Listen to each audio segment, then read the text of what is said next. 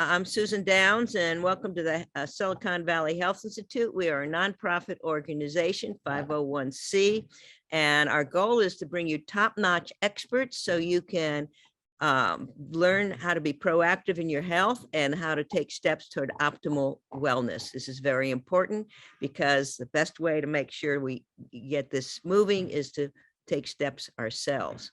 So we have, last year we had weekly Zoom meetings. Before that, we had monthly in-person meetings before COVID. We were trying to get those started, but inertia got in the way. So we're going to continue with the Zoom meetings because we can reach a wider audience, but there's a lot of people who wanted the in-person meetings as well. So today we're very lucky. We've got Dr. Bernd Friedlander. He is a wonderful person, extremely knowledgeable, and he's got a big, warm heart, very spiritually oriented. He's a chiropractor, researcher in preventive medicine, researcher in light and magnetic therapies. He's the owner and product developer for physicians, elite athletes, as well as sports chiropractor to professional football teams, basketball teams, track teams, field athletes. I also believe at one point he actually worked with Olympians. So welcome, Dr. Friedlander. We are very lucky to have you here.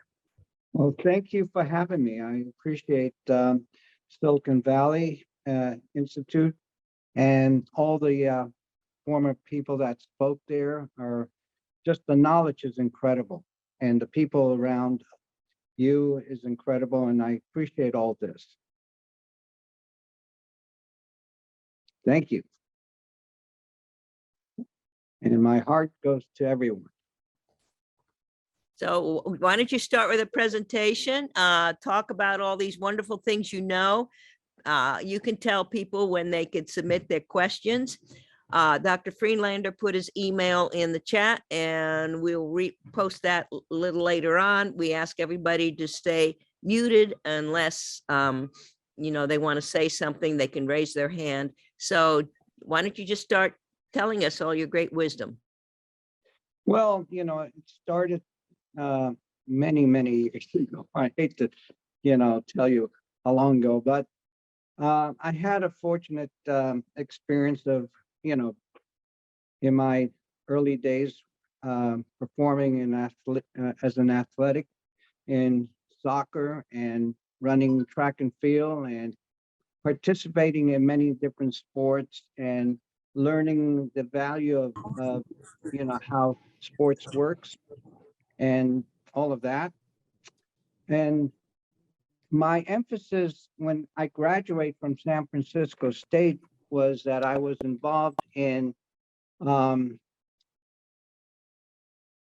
physical therapy for many years, learning the craft of physical therapy and what it does. And that gave me a foundation for a lot of things that I went into. I got involved with Edgar Cayce Foundation, working with them. I then went back to chiropractic school and went to school from 78 to 81. I was working at UCLA at the sports center there, and I was asked to help with the athletes in developing for the 1980 Olympics. And as you know, the 80 Olympics was boycotted because of Russia. And then we continue our research in sports rehab and athletic performance. And my job was really to help the athletes improve in performance and recovery and nutrition. And so we developed a program for 84 Olympics. And the 84 came on, and we had some of the best gold medal winners. I worked with Bob Kersey, who was the coach at that time. And then I got selected as the 84 Olympic coach, trainer, and chiropractor for the team, for the US team. But we worked with many different facets of athletes across the world. And so that was an experience that I had. And in 81, I graduated from chiropractic school and started my clinic there, where I saw many celebrities and athletic performers Olympic performers and professional teams. I started working with the Raiders, Rams, Lakers, Clippers, San Diego Chargers, and designing their rehab, their nutritional programs, and working on spinal injuries that they had. So this was a phenomenal foundation for me. And then I got into what's called parapsychology work, where I learned to do what today is called remote viewing or remote medical intuitive work. And that gave me the foundation for where I am today and what I do today and how I came to this area and in my practice and working with many different individuals with different conditions such as cancer, diabetes, Parkinson's, or just fatigue, thyroid dysfunction, or even spinal injuries, etc. So one of the things I did, I was working with many different universities in developing what we call medical intuitive or remote viewing. I worked a little bit with the SRI department at Stanford in developing this craft. And that allowed me to understand where we are today and who we are. So going back, I wanted to find out, how did we get here in this planet and who are we and what is the chemistry of life? And I had many individuals that helped me get here. And I studied Gilbert Ling's work, Ray Peat's work, Damon, who's the inventor of the MRI. All of this gave me a concept of the cell and the physiology of the cell and the chemistry of the cell. So once we understand that 4 billion years ago or 6 billion years ago, that created life, I wanted to understand, how did we arrive in this planet and what created us? And besides, the particles of life, which comes from comets and meteors and all that, that created everything. And I understood that the chemistry was developed in the deep oceans where the vents, thermodynamic vents were, the alkaline minerals in the deep ocean, and the proper temperature of the planet was around 72 degrees. And the distance of the planet, of Earth to the sun and to the moon, was perfect for life. And we developed water and oceans, and that created a lot of important factors in our chemistry, such as alkaline minerals and amino acids that created DNA and RNA. All of that was fascinating. But one organelle, one bacteria was discovered 4 billion years ago, and that's the mitochondria. And the mitochondria is the organelle that gives us the energy to function, to survive, to profit, to benefit. All the chemistry of our body is derived from this one organelle called mitochondria. And when I studied about the mitochondria back in the 80s and 90s and understanding the chemistry of life, this mitochondria helped with developing the energy of every single cell in our body. Every cell is controlled by the mitochondria. And that's so important to understand this, that today it is the function of every university and every scientific community of how do we increase the mitochondrial function, raise the metabolism, and all of that. And that's where, it gave me the information that we needed to understand, was the mitochondria was so important and how everything else was developed and how our immune system is and our stem cells are derived from the mitochondria and the energy of this. So this gave me a foundation of understanding that individuals that live the longest and healthiest have a high metabolic function. Their metabolism is higher than most of us because they have an efficient mitochondria to work with. And that's such important in our understanding of the chemistry of life, is how do we bring this mitochondria up? How do we improve it? Through nutrition, through diet, through the environment, through everything, epigenetics, everything that we need to understand.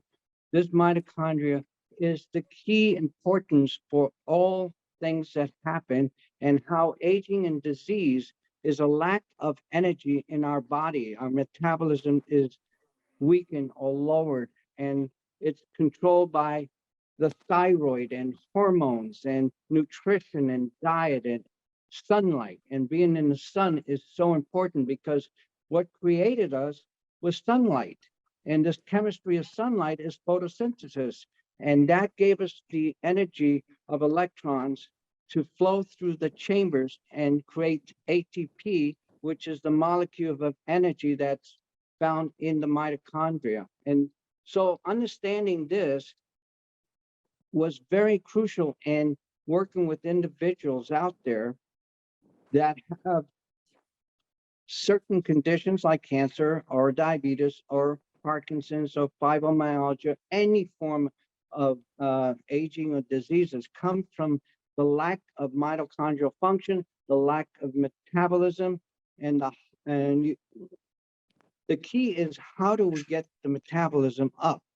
And people who live the longest, and I studied this in the Caucasus Mountains of Georgia and Bolivia and other areas of the world, we know about their state of health is through increased metabolic function. The higher the metabolic function, the longer you live, and you survive without getting heart disease, cancer, diabetes, or aging. And that's the secret today of everything that we understand. And that's where the science is going to, is mitochondrial function, increasing NAD to NADH. When we're born with a higher level of NAD to NADH, which is the oxidative redox factor of all chemistry of life. So oxidation of glucose is so key in survival and understanding health. And all health is derived from that condition of high metabolic function. And that means your energy is constantly working for you through the mitochondria. So once I understood this, in performance with athletes, in working with individuals with spinal cord injuries or back pains, I've noticed that they are deficient in mitochondrial function and energy. And so I had to learn how to improve that, how to improve NAD function. I'm curious, Bernd, about your medical intuition. Okay, are you aware of Andrei Paharovich? No. He trained some of the best psychics in the world. Especially, there was one in Israel who bended spoons. Are you aware of him? Oh, Uri Geller, yes. Yeah. Okay. I worked with him many years ago, back in the 80s. I was trained by Bob Cass, another fellow from England who was working in the parapsychology department. And somehow what I was trained to do was work on viewing people's health conditions at that time by looking at them or getting a report from them or getting a picture of them. And I would make an estimate of what's going on with their health and give them a little understanding. I started this with, are you familiar with what Edgar Casey's work? Oh, yeah, very much so. Okay, I worked with the Edgar Casey Foundation in the 70s. I treated them, and they wanted to work with me and helping me to bring out this ability that I was born with. I was born with it. My father had it. It was something that I was trained to use in the delta wavelengths, and I was trained by Andre and Bob Cass and Bob Dryach and Bill Tiller at Stanford, and many other individuals out there who helped me develop this. And what I do is I scan the body like an MRI, and I can detect where the problem is, when it started, how it started, and how to treat it, and what will work in the treatment of it. You know, if I scan the body, I will see if a certain protocol will help, and the dietary program will help. And that's how I developed the dietary program for what I have now, is by looking at what increases the mitochondria, because everyone is based on energy metabolism. Okay. If our metabolism is functioning at a certain level, it helps to rebuild, repair, and regenerate the body. That's how it works. It's very simple. I have discovered that going back and working with universities from all over the world, I wanted to find out the chemistry of life, and Gilbert Ling discovered it, and I had a chance to work with him.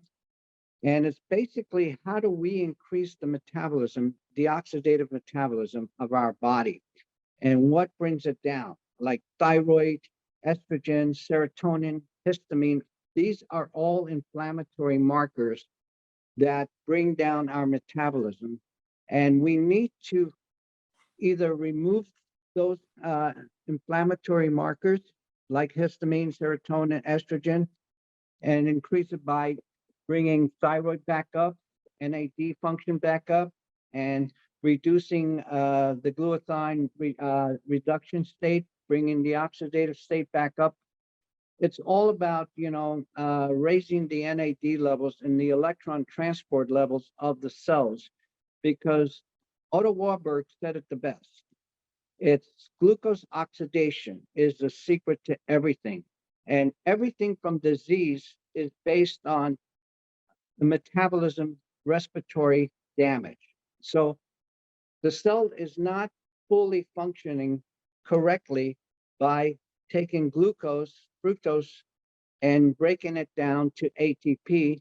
Instead, it's using something else in order to break it down to lactic acid, which is the common denominator for metabolism is lactic acid. And lactic acid increases all inflammatory markers in the body. It raises serotonin, raises histamine, all the prostaglandins are raised, everything.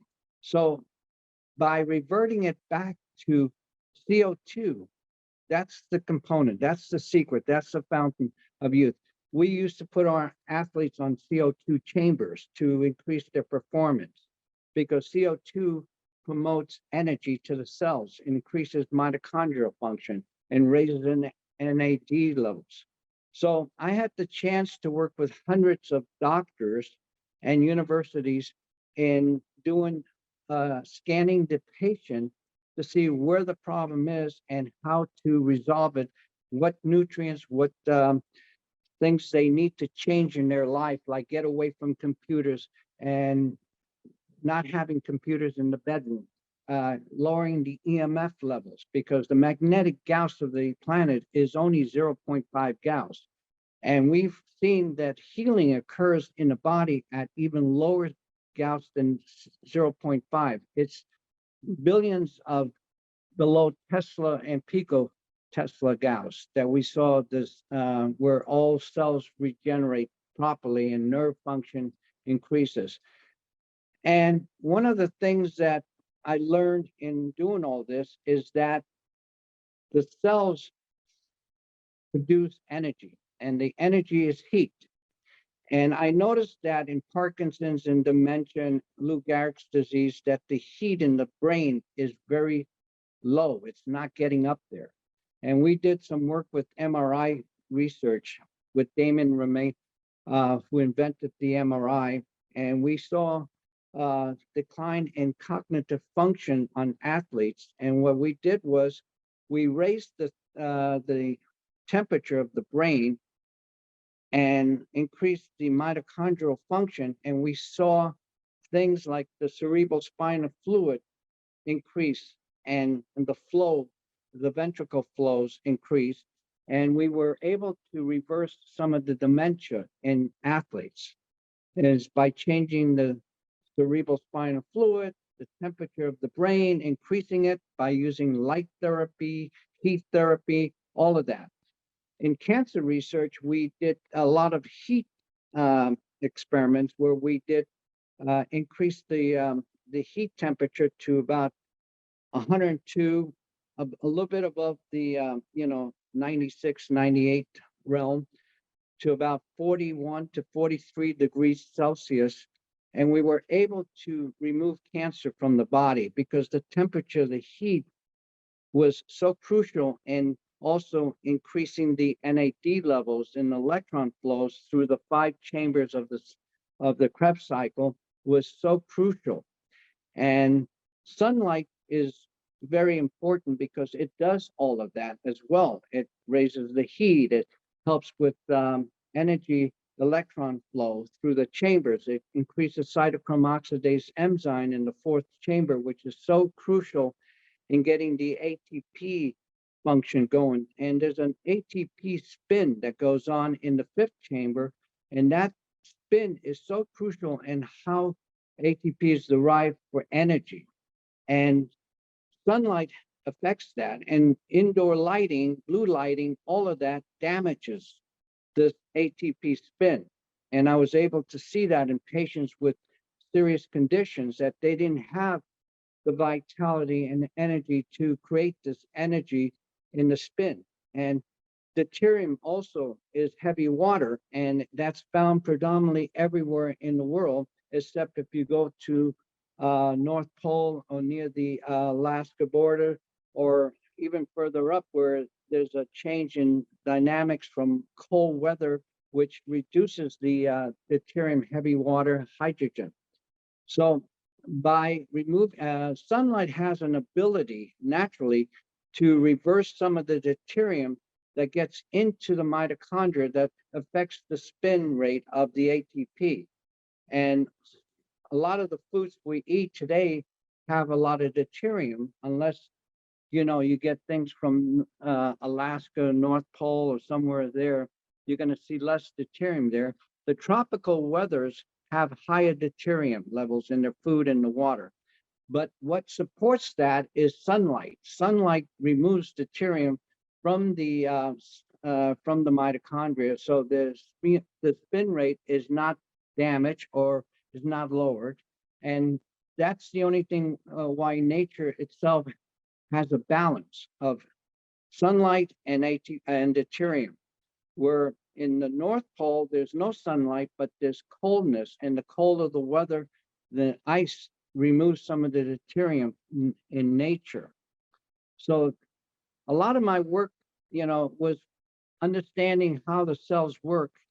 And once we understood that by oxidation reduction levels, increase the oxidation and reduce the reduction levels, you want to have electron flow, electron donators as receptors. You need that, but you need to reverse everything back to the oxidative area of the body so that we have a natural high metabolic function in our mitochondria that supports immune function, stem cells, and keeps our organs working. So if you have any, So in cancer cells, all it is, cancer is simple. It's a decrease in energy in the metabolism. That's all it is. Nothing, and that's why certain things we do that are not natural will contribute to further damage and lower energy. So if we can increase the energy just by telling people to go in the sun, go to the beach, they see improvement right there because we're seeing all this metabolism and energy go up. And that's what we're doing. And then the other thing I noticed that if we can reduce certain proteins in our body, and that's why collagen is so important, gelatin, those gelatinous types of foods that I worked with. In the 1980s, I used it, Knox gelatin to improve performance and recovery and regeneration. I discovered in the caloric restriction diets that we did at UCLA with Roy Wolfert was that tryptophan, methionine, and cysteine were contributing factors to aging, thyroid damage, to oxidative damage, to mitochondrial damage. So by lowering these three amino acids in our diet, we can contribute to longevity and improve energy. And so avoiding tryptophan, methionine, and cysteine is so crucial. After a certain age, we don't need it anymore. So lowering these type of foods and finding these foods in our, in our environment by reducing the amounts of these foods as we consume them later on in life, we can improve all forms of energy and lower inflammation. And that's another factor. Another factor is that ever since the seed oil, polyunsaturated oils were discovered for consumption in our diet, it contributes to diabetes, cancer, heart disease, everything we know that causes diseases and aging is the seed oil, because the unsaturated fats contribute to thyroid dysfunction and causes metabolism problems and lowers mitochondrial function. So we found that if you consume basically saturated fats and monosaturated fats, you're contributing to full mitochondrial function and improved thyroid function. And that's what we want to do. So lowering the seed oils and removing it from our diet is so crucial. And that's why diabetes has nothing to do with sugar, okay? Because I worked on hundreds of patients with diabetic problems and never taking them off sugar, but taking them off unsaturated fats and lowering the phosphorus to calcium levels in their diet contribute to their recovery.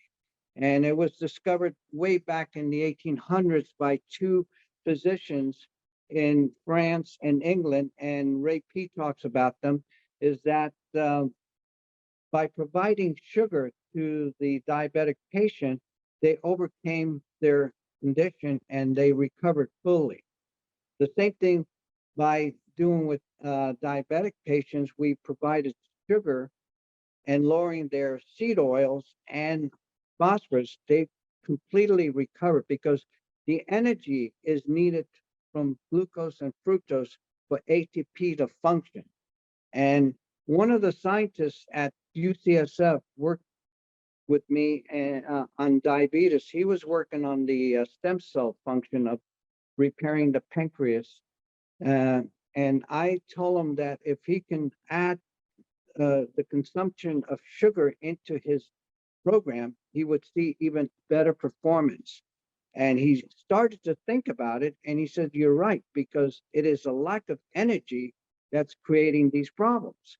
So by improving energy consumption in the body through metabolism, and what ATP is basically made out of is glucose from all the foods and consumptions we have. So he started adding this to his patients. He lowered inflammatory proteins like adding collagen to the patient. He saw total improvement in stem cell function in the cancers and the pancreatic cells, and diabetic patients recovered within 2 to 3 months. And so we found that it had nothing to do with sugar. It's more of the seed oil, the iron that's consumed in the diet, and the phosphorus levels of the foods that we eat today. And there's a gene called Klotho gene, Klotho. I talk about it. It is basically all it is. It controls aging. Kidney function is controlled by the Klotho gene. Every cancer is controlled by the Klotho gene. And the Klotho gene is basically has to be overexpressed. And most individuals are underexpressed this gene. And it's contributed to high phosphorus to low calcium levels and low vitamin D and low vitamin K levels. So by increasing the calcium, vitamin D, vitamin K, we can overexpress the Klotho gene and protect us against virtually all diseases out there. And there's a lot of work in universities today doing this kind of research. Any other questions out there? There are some questions. Yeah, Questions about what oils are good, but I have got a question like in the collagen, do you need various enzymes in it incorporated with it to help work? the ones I produce, the collagen I produce is already in a prolytic peptide because of the signaling mechanism that I created in the collagen, which was a scientific development by Knox Gelatin that was given to me. You don't require any enzymes for digestion. It's already broken down. Gelatin, you need B6, you need hydrochloric acid, you need pepsin. In collagen in general, it is already broken down to a peptide molecule, so it doesn't require any further digestion. And here's a secret to collagen, and most people don't even realize it. Working with it since the 80s, knowing about it, studying as much as I can, collagen is the only food that balances all the inflammatory foods out there. So if you're eating high tryptophan from whey protein, from regular yogurt, from cheeses, from any other food, there's going to be tryptophan, there's going to be methionine, there's going to be cysteine. These are all aging amino acids, no doubt about it. If you Google restriction of amino acids in aging, you'll see it. Collagen is the only compound that supports the balance. It removes the inflammatory proteins from whey, from tryptophan, and lowers tryptophan, cysteine, methionine naturally. So it supports any inflammatory conditions and allows you to function more effectively throughout the whole system, the spine, the joints, the cartilage, the hair, the nails, the skin. It supports every single part of the body in regeneration. And it's the only food that's non-inflammatory in nature. It's the only food in the planet that's devoid of cysteine, methionine, and tryptophan. So that's why it's a perfect protein to utilize in all your meals, because it will bring down the harm of every protein out there. Going to the oils, the only oils that are safe to eat and consume without getting oxidative damage are butter, ghee, lard, coconut oil, and olive oil. No other oil can be used. All these other oils, canola, there's a compound in there that causes cancer, and there's a fatty acid. And by lowering fatty acid synthesis, which is a component of all cancer mechanism, avocado oil should not be used because it's still a very high unsaturated oil. There was a study done in mice where they removed all fats, especially all unsaturated fats, polyunsaturated. They were able to extend the lifespan of all these mice. By adding one polyunsaturated oil back into the mice, they did not survive. So the only oils that are safe to use are saturated monosaturated oils. Any other oils have a higher level on unsaturated fats, and they can contribute to oxidative damage, thyroid damage. They lead to estrogen. Oils are known to raise estrogen levels, and estrogen is a component for aging and disease and cancer. Every cell in the body that has cancer has a component of estrogen. And that was discovered by Acevedos, Karan Acevedos, and Vernon Stevens out of Ohio State University Medical Center, that every cell is derived from estrogen and low metabolic energy. And so by removing these seed oils, avocado is not a good oil. And matter of fact, avocado is very high in unsaturated oils, and it should not be consumed as a food every day. It should be very seldom used because it is a contributing factor to cancer. There's an article published in Nature and Scientific America that avocado can lead to cancer cells growing later on after you consume it 10, 20 years. So any seed oil should be removed from the diet. Increase your calcium. The secret is calcium. Calcium supports bone growth. It supports the immune system. It supports teeth function. And it is the major alkaline mineral that was the first mineral discovered in nature in the thermodynamic functions of the earth way back billions of years ago. Other questions are, what foods do you find these three not so good amino acids, the metathione, the cysteine, and the other one? If you Google restriction of a list of methionine foods, tryptophan, you're going to find majority of all the foods out there having it. But if you support it with collagen, it actually lowers these amino acids from being damaging. It doesn't allow them to be damaging. Greek yogurt is devoid of methionine and tryptophan, okay? Where regular yogurt is not. It is very high in whey protein, and whey protein is very high in cysteine and methionine. All your sulfur groups are very damaging to our thyroid and oxidative function. So the oxidative form of glutathione is more valuable than the reduced form of glutathione, because the oxidative redox cycling gets effective. And anytime our levels of oxidation to reduction state goes down and reduction states go up, disease, aging, and cancer rises. The same thing with NAD and NADH. We're born with a very high level of NAD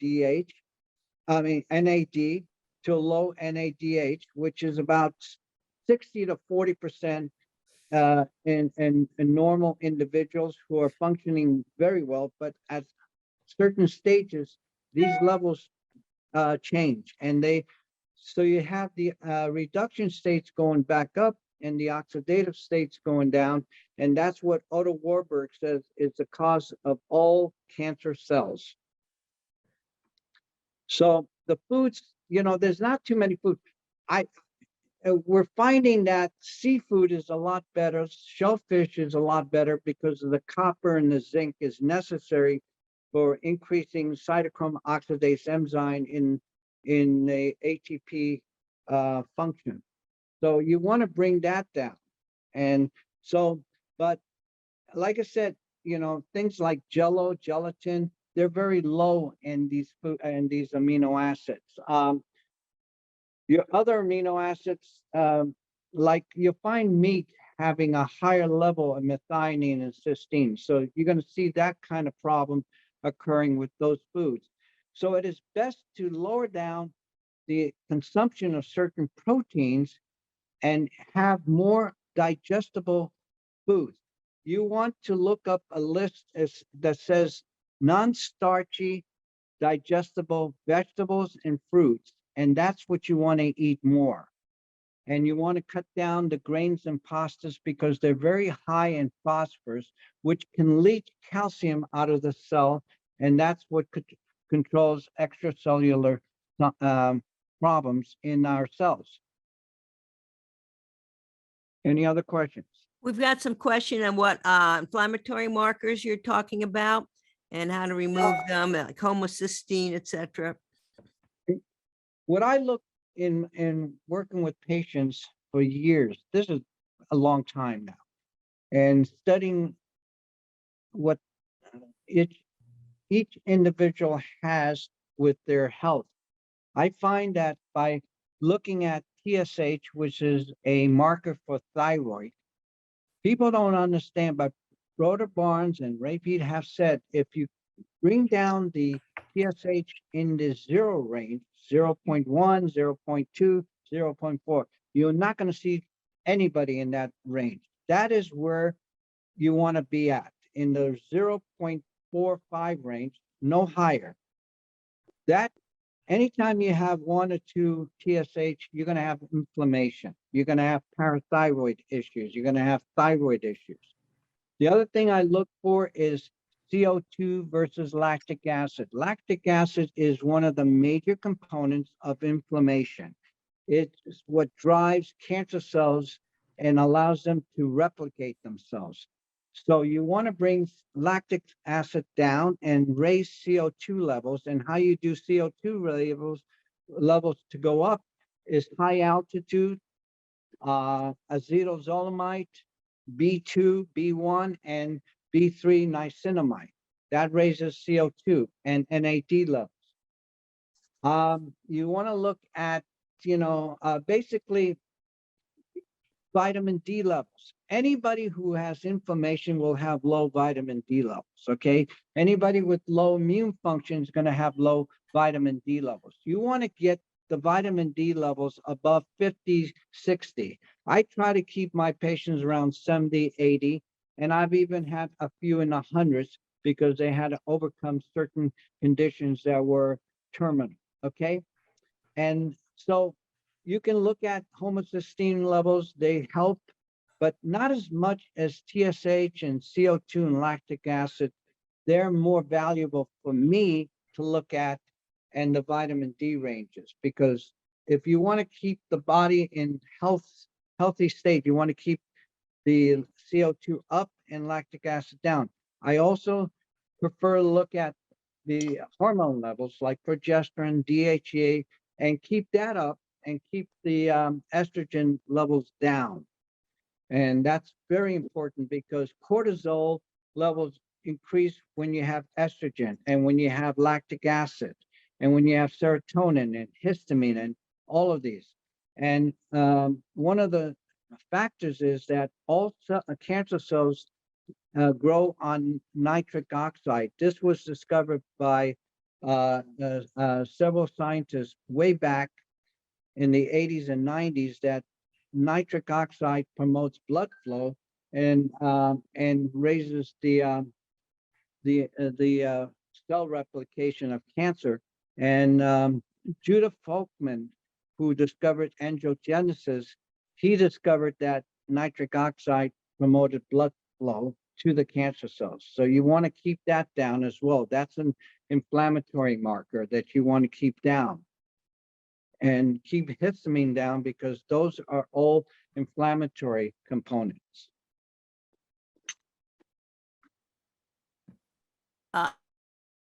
There is a question about which kind of olive oil. Some people have heard that extra virgin olive oil might have some challenges with it, but I guess it depends on the quality and the maker. I would say the best olive oil in the world is really from where the desert, like Morocco. There's areas of Turkey, from Turkey, like Turkish olive oils, where the desert is. Anytime you find an environment around that is conducive to growing things, like the desert is perfect for certain olive oil because the stress levels are higher in these areas. So the higher the stress levels, the more polyphenolics and flavonoids you're going to get from the compound. The same thing with coffee. The higher the altitude, the better the coffee is going to be, because the altitude determines the stress levels and also the flavonoid levels that they develop to handle the stresses. So I read it find that the olive oil comes from, and it's packed in Italy or Spain or Greece or anywhere in that area. They're all pretty good. I don't use quite a bit of olive oil. I prefer to use ghee or butter, especially grass-fed butter. And New Zealand is the best in the world for grass-fed butter, and Trader Joe has that. We also have a question as which foods have good collagen in them? Oxtail soup is the best. Lamb shank is excellent. Skin, from the skin of chicken, but I'm not a big chicken person because chicken is also fed a lot of grains and corns and soys.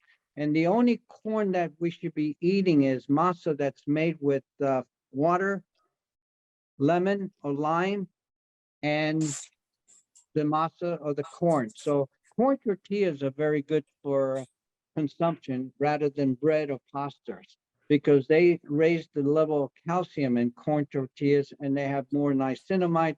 They have a higher level of protein in there. We have a question here that you mentioned heat improves cognitive function. So along those lines, would sauna help improve brain function? Absolutely. The best sauna in the world in the 80s we used and trained our athletes with was infrared sauna. I worked with a company out of Japan that produced these saunas for us. And they had a company near my office that was developing, and we put our athletes in infrared sauna because infrared sauna, what it does, the heat goes into the core of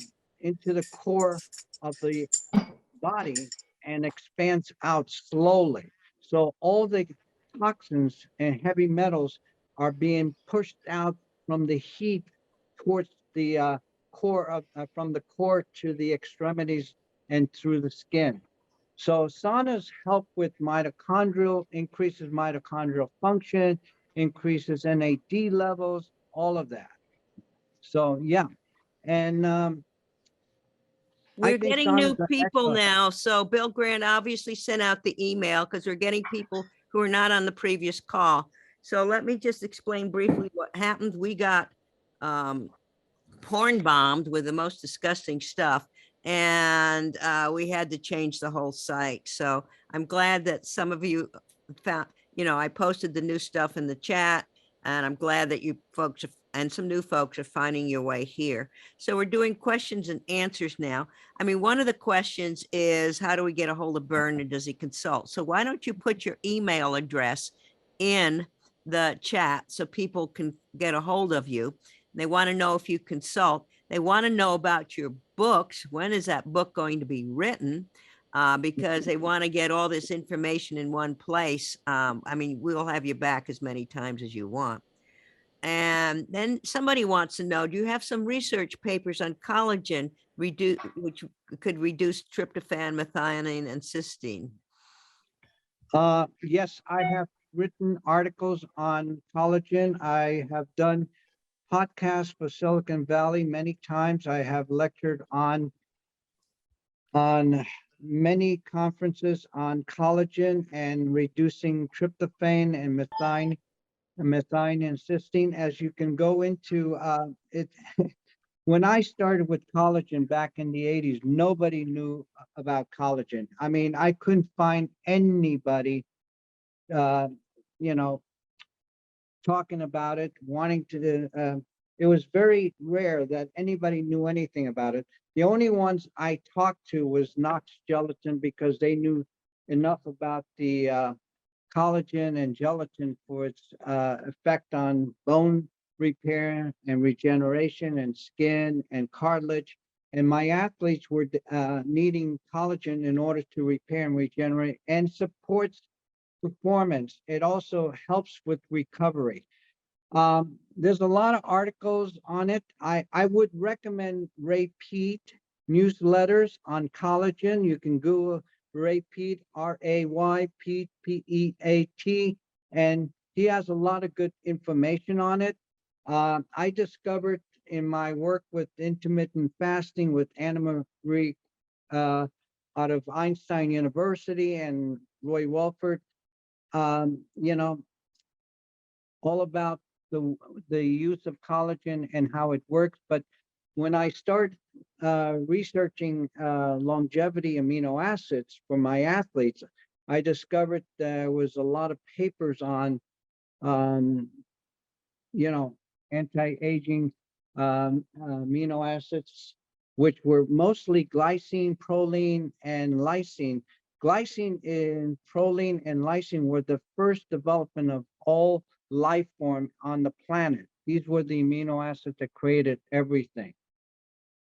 So I'll be glad to share that with you. If you want to email me, I'll send you all the information on that.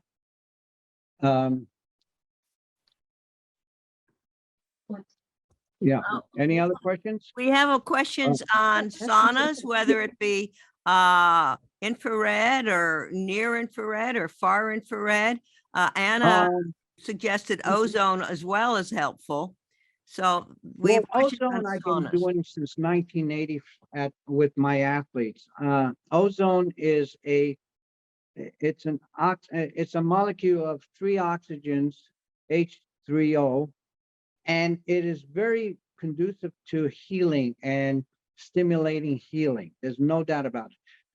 I've been researching and working with PRP and ozone together with athletes, and I found it to stimulate cartilage and reduces pain dramatically.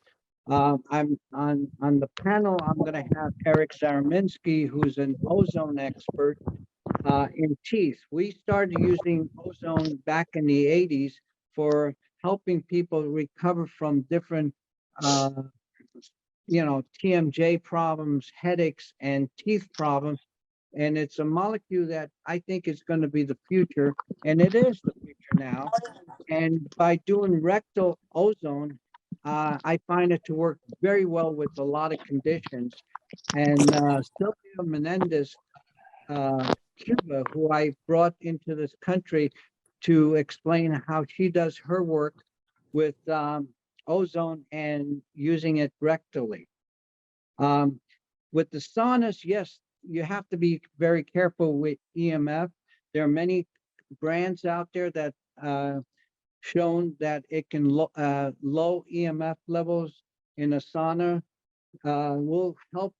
Absolutely. And you want to find a company that produces low EMF levels. And the problem is with not only saunas, but your home is dramatically a high EMF home anyway. Anytime you have a Wi-Fi, a computer, or anything in the house, you're going to have EMF. Okay. And the only thing in our research that we've done that's shown that removes EMF levels is by unplugging everything at night. When you're sleeping at night, make sure you don't sleep with a computer on or anything that may be Wi-Fi on. I turn everything off at night. That's basically when the body regenerates, not during the day. That's when we have catabolic function. At night, our body goes through an anabolic function and it regenerates, rebuilds. So from the time you go to bed, make sure you don't have your cell phone on, your Wi-Fi on, your alarm, any electrical components near your brain or your head. But turn everything off and remove all the computers, television out of your bedroom. The bedroom should be one area where you should not have anything. And if you have a circuit breaker, you should turn that off and just make sure that nothing gets into the bedroom at all. That's the only time. The other things that we did at Stanford was we did Faraday cages, where we built Faraday, which is a cage which completely removes everything out of our, doesn't allow EMF to go through. And the 5G and the 4Gs are going to contribute to many health issues. They lower oxidative metabolism. They lower mitochondrial function. They also lower thyroid function. So you want to be avoid of those things. So at night, go to a bedroom that has zero problems, no computers, no television, no Wi-Fi. Don't leave your cell phone on. Turn it off or put it on airport mute. There's a question about what's the difference between collagen type 1, 2, 3, and 4? Okay. The body mainly requires 1 and 3. Okay, doesn't really need hyaluronic acid is one type of type 3. I think it's type 4. Here's the secret. Okay, there's collagen that comes from the sea world, which is from fish. Okay, there's collagen that comes from chicken. There's collagen that comes from pork. There's collagen that comes from cows. The only one I found since 1980 that worked for me, for my athletes, and I had more gold medal winners in 1984 and 1988 than any other coaches out there, was that I used beef collagen from cows. Today, I make sure that my collagen is derived only from 100% grass-fed. There is not 100% chicken cartilage. There's not 100% that's grass-fed. All other animals have been contaminated with environmental factors, with grains that are causing hormone levels to go up. Estrogen goes up in chicken. Estrogen goes up in many animals that are not grass-fed. Okay, even cows have a higher estrogen level, and that's the problem. So I found, and I work with only one collagen. It's 100% USA, grass-fed, and it's prolytic enzymatically made. Most collagen out there, 199.9% collagen is derived from sulfuric acid, which is a compound of sulfur. And I try to avoid that completely because of a lot of people having sulfur issues. And sulfur is a inflammatory factor in our body. So we want to be devoid of that. So the body really only needs, going back to historically, collagen was derived from basically mostly from pork and beef. And those are the types that the human body needs. The body can regenerate from other things. And yes, everybody's telling me you need, is there a collagen from plants? I wish there was, I would be making it. No, there isn't. We did all the studies on that. The only way you get collagen is through amino acids, glycine, proline, and lysine. Glycine, Glycine, proline, Proline, or lysine, Lysine. I actually promoted more of these three amino acids in some of my collagen products. Those are the only amino acids that help promote collagen. If you have B6, if you have other sort of biofactors or minerals like calcium, magnesium, manganese, selenium, and zinc, you need a lot of things to make collagen. Any other questions? Yeah, there's a question here. Would collagen help with SI joint instability? Do you like trochanter belts to stabilize this joint? What happens in stability is a weakness to the ligaments and the muscles. Here's the secret. I'm going to give you a secret to how collagen really can help something like that. By taking 45 to 100 grams of collagen for a period of time, you can go 60 grams for about several months, adding vitamin D, 10,000 to 25,000 IUs, adding calcium 2 to 5,000 a day with collagen, and adding magnesium in the 400 to 400 twice a day will stabilize that problem. But it has to be vitamin D, vitamin K as well, K2, 5 milligrams twice, 3 times a day. Collagen has to, in order to regenerate somebody back to where you want to see a difference, you have to use 60 grams to 100 grams of collagen. If they tell you 10 grams, 15 grams, 30 grams, no, it won't do it. I've done the experiments for a long time. I've been able to help people restore their spinal column function again, especially in athletes who had major trauma to it. So it has to be done. And boron is very important, but not as important as vitamin D, calcium. Those two are the most important with collagen to restore the body. There is a question on how often to use a sauna. one can use it 4, 5 times, 7 times a week. Saunas are very important for improvement in mitochondrial function. If you use it 3 times a week, that's fine. I go to my gym, I work out 7 days a week. I do core exercise. I don't do extreme high intensive exercises anymore. I used to be an athlete. I used to work out 7, 8 days an hour. With my athletes, I learned that I don't need to do as much anymore, and I love to walk, and I do a sauna maybe 4, 5, 7 times a week. As Question. long as one thing when you do sauna, here's the very important thing. When you do any form of sauna or fasting, you need to replenish the body with potassium, magnesium, and calcium, and sodium.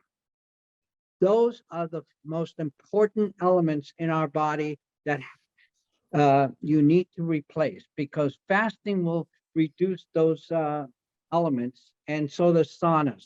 So the best thing to do is when you go to sauna, after your sauna, take plenty of orange juice. Orange juice may be the most important thing. Yeah. So I recommend you replenish the body with sodium, because sodium is the most important electrolyte the body has. And people that, one of the things I put people on is I put them on clean sodium, such as kosher salt or canning salt for pickling. And I make sure we do about a half to 1 teaspoon 3 times a day of salt, because the body is derived from salt. That's where we came from. That's the most efficient element in our body. And we see that with cells and gels. There's a book out by Gerald Pollack. It's all based on how the cells are identical to collagen, to gelatin. It's the matrix of the cell. It's based on water and protein, and the position of water and protein has to be exactly folded correctly. Unfolding proteins causes damage and disease.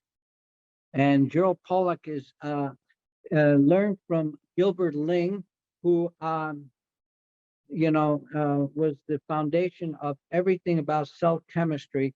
And I knew Gilbert back in the 90s and 2000 when he was a young, perky individual, very intelligent, extremely intelligent individual. And I've been trying to explain to people that structural water and structural protein are the key emphasis to all cell function.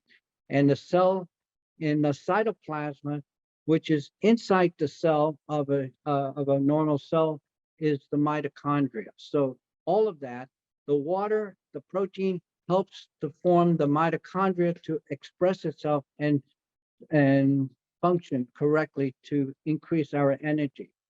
And the higher metabolic individuals, high metabolic individuals live longer and also have less diseases and aging in their life, because of the high metabolic. It doesn't allow you to, increase any inflammatory markers, any toxins in your body, because you're moving them out so fast that they don't stay in your body.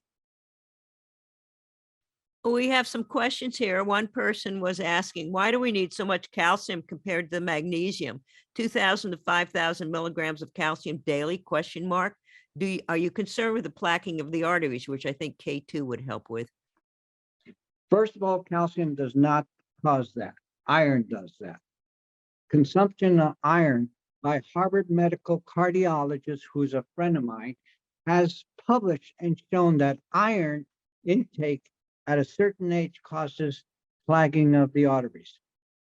If you study one gene, I want you to study one gene called Klotho gene, Klotho. It's a gene that's going to be one of the primary genes that's going to be researched heavily. That gene is controlled by calcium and vitamin D. Okay? Phosphorus leaches calcium out of the joints. We are over phosphorus consumption today. Every time we eat any pasta, bread, cookies, cakes, or even milk or even meat, they're very high in phosphorus, and phosphorus leaches calcium out. One of the things that I learned working with my patients and the athletes I've had forever, and I worked with so many incredible athletes from the Raiders to the Rams. I had, gold medalists, all of that. Calcium deficiency was a big problem for them when I started with them. By adding calcium in their diet through cheese and dairy products, I was able to create health in developing their performance and improve the quality of function. But repair and regeneration was crucial because they wear down very quickly. They can cause cartilage problems, etc. Calcium is so important. You have no idea how it functions. The main element that developed the human body was calcium in a natural form of calcium carbonate. That's the foundation of life. Okay, that was the key ingredient of the minerals. And then sodium, potassium. Magnesium is essential because it helps with relaxation of the muscles and the arteries and enhances heart performance and all that. You need all of that. I've told you, calcium, magnesium, sodium, and potassium are 4 elements that are essential to life. Somebody asked, does sauna help structure the water? But I also like to add to that. There's certain gadgets, if you stir, I can go get one to show you. If you stir the water, it helps it be absorbed twice as much. I mean, like Emoto, I remember him saying that, he just, have positive thoughts or put it on something named love, and the water is structured more. So what can we do to structure this water in a good way? The sun is the greatest structuring of water, really. Without sunlight, you and I wouldn't be here. And how many of us are indoor human beings that live inside the house and isolated from the sun? Most of us. If we get out in the sun every day and expose ourselves in the sun, it restructures the water. I told you the sunlight was the key factor in right by the equator. Why the deuterium is heavy by the equator, and sunlight removes that deuterium from the foods and from our body is so important. There is infrared, LED red lights. The best lighting is incandescent lighting. Having incandescent is as natural as we can be with the sunlight. So you go to Home Depot anywhere and get yourself a incandescent 350 heat lamp and attach it to a and I have it right here. I'll show you the heat lamp in a second. Let me bring it to you.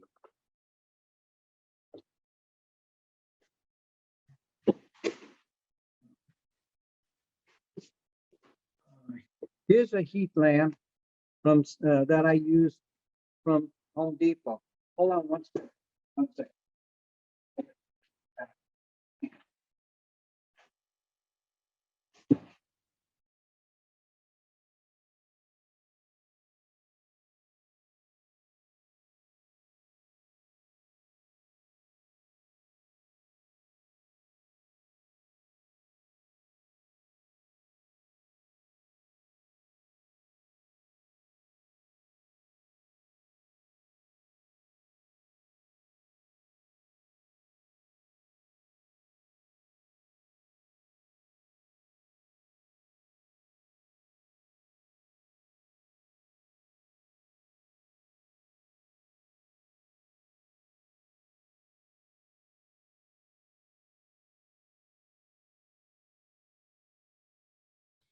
I see one question here about EMFs.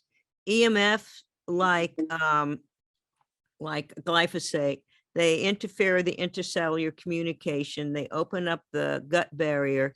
They open up the blood-brain barrier, which creates havoc. Glyphosate adds the extra of interfering with detox pathways and interfering with tertiary amines such as serotonin and tryptophan. We'll get back to that. Sorry. So any time of using these type of devices raises the temperature of the body. The higher the temperature, the less chance you're going to get ill. I'll give you an instance. There was a fellow with Lou Gehrig's disease, and that's the most difficult one to treat, right? It's first of all, your speech goes, your lungs don't function, your muscles stop functioning, nerve damage, all of that.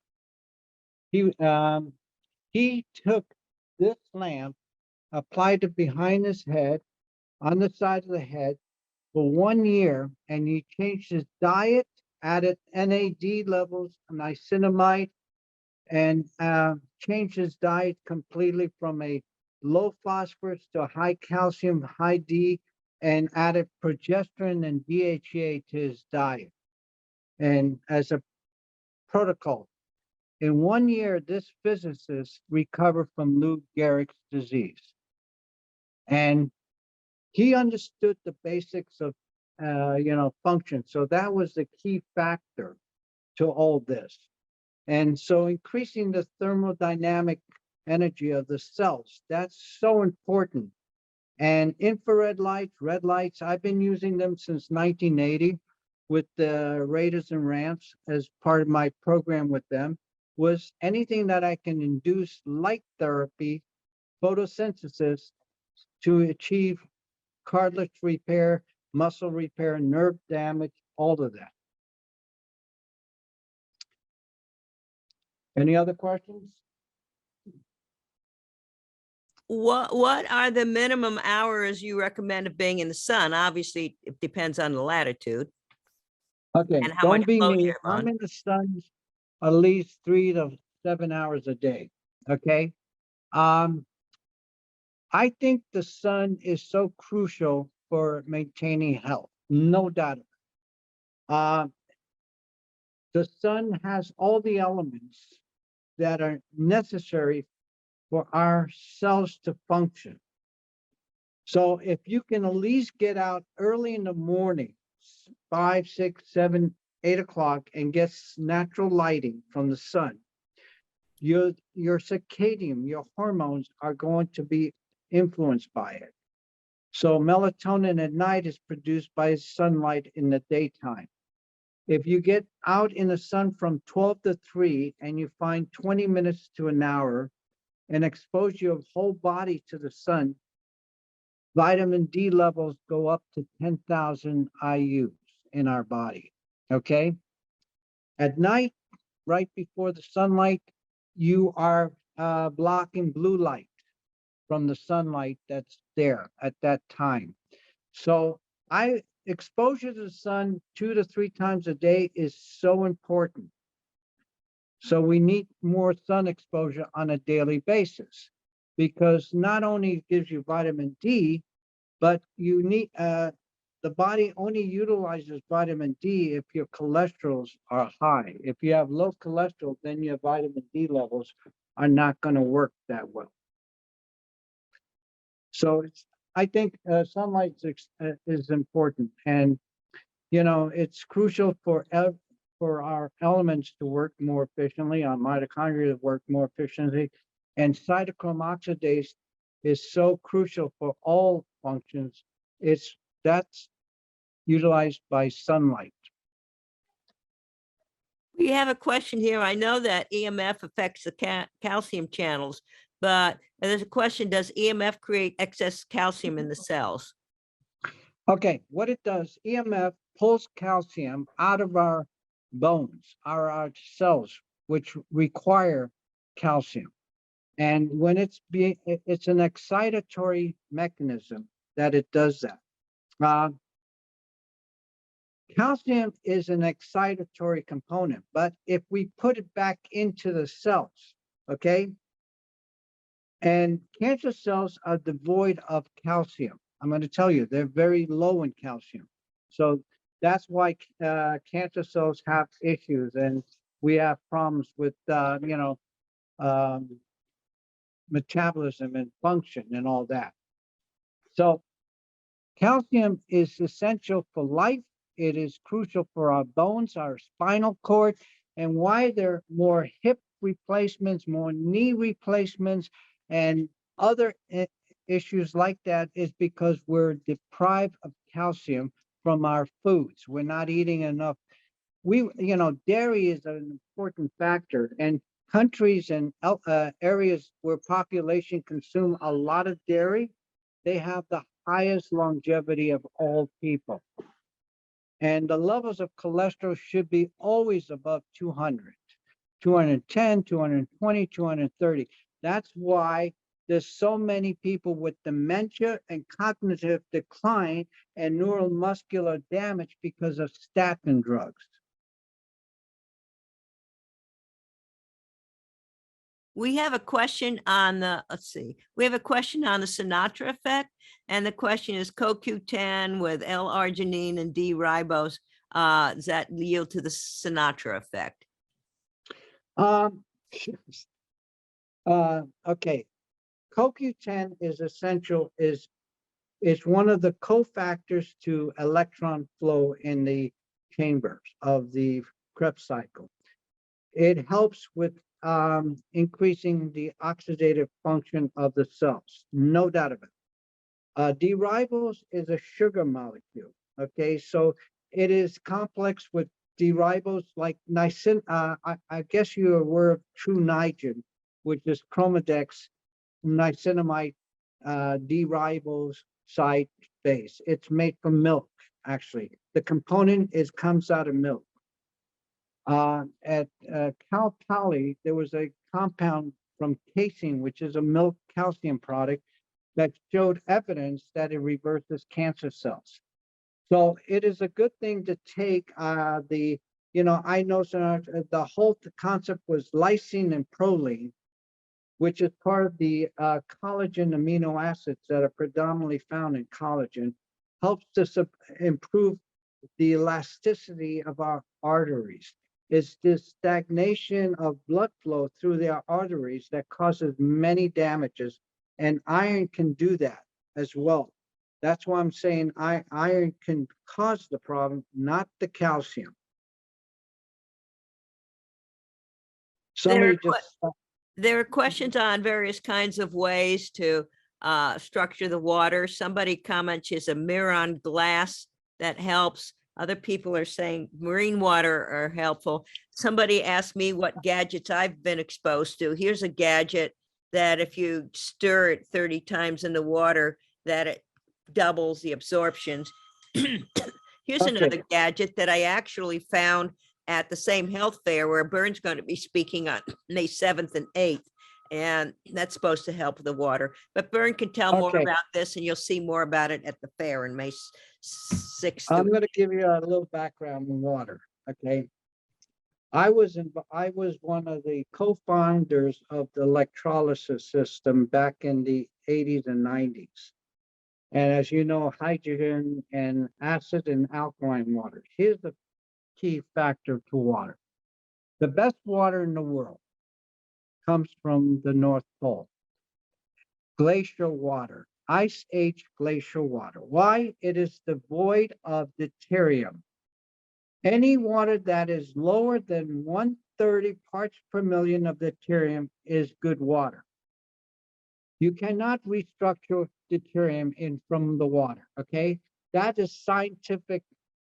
It requires expensive scientific gadgets, and the Russians and the Chinese have been doing restructuring water, removing deuterium.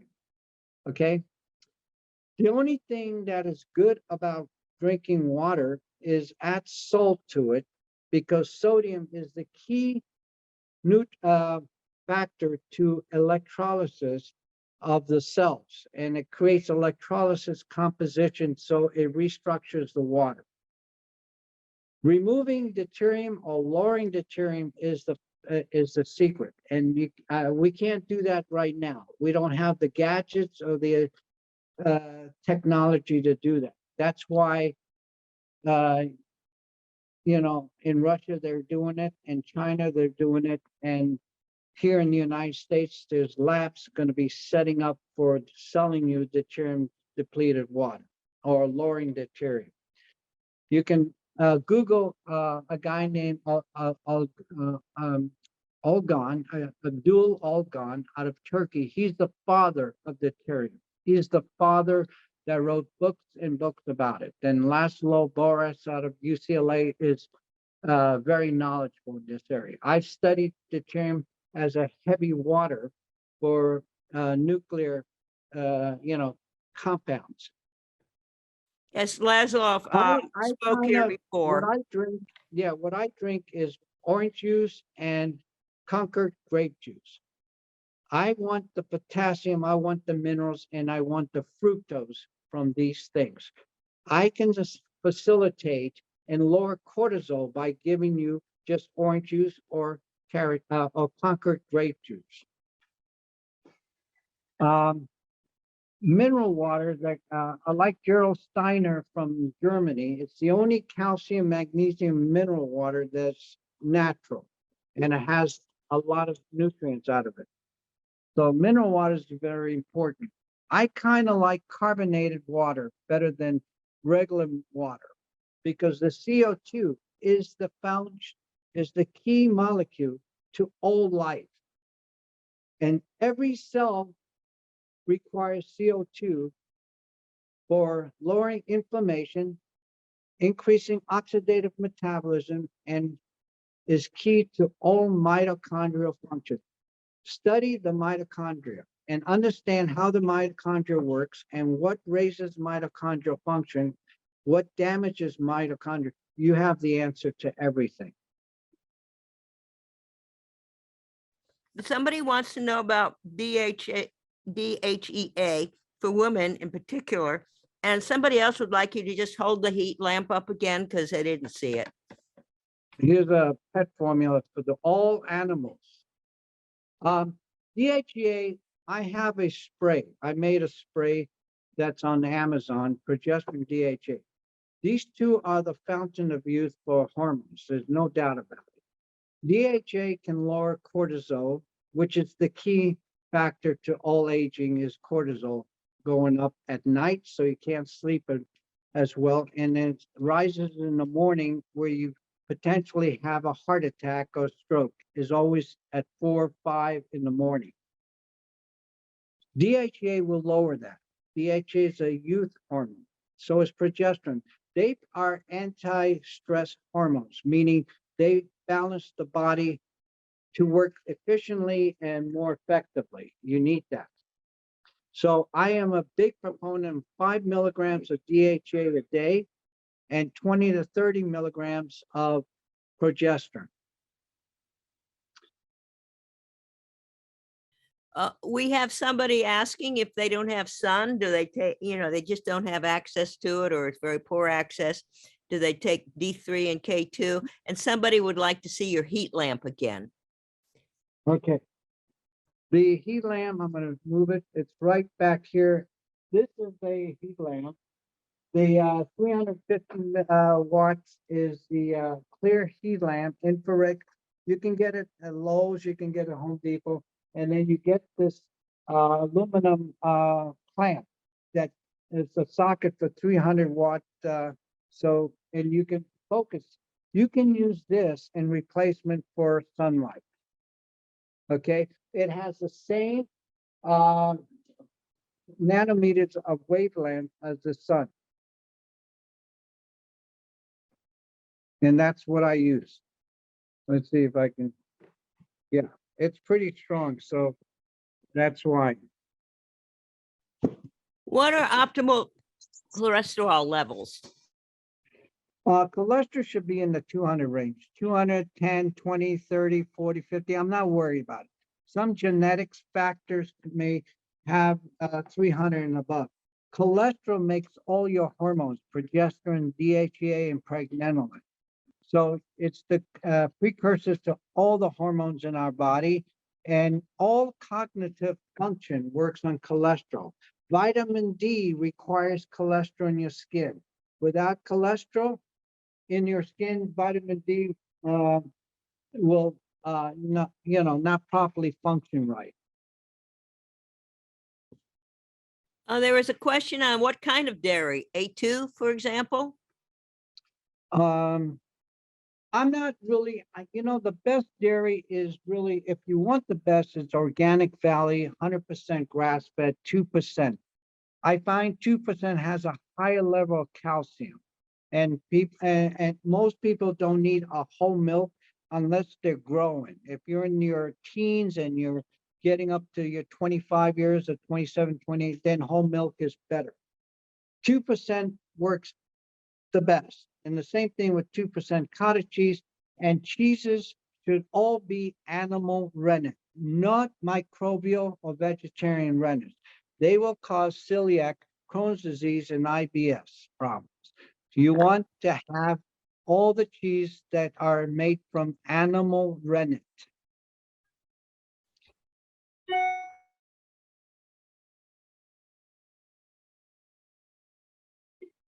There's a question, what lab test do you use to assess what supplements are needed? I actually don't think you use that. You have an ability to surmise that without doing that.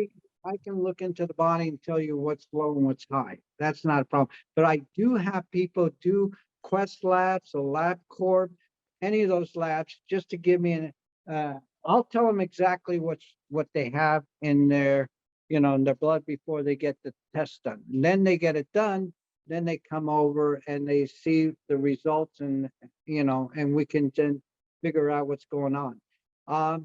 But you're right. I don't need a lab test. I can do it remotely. But it's good to have it done so they can see it, that they need some work.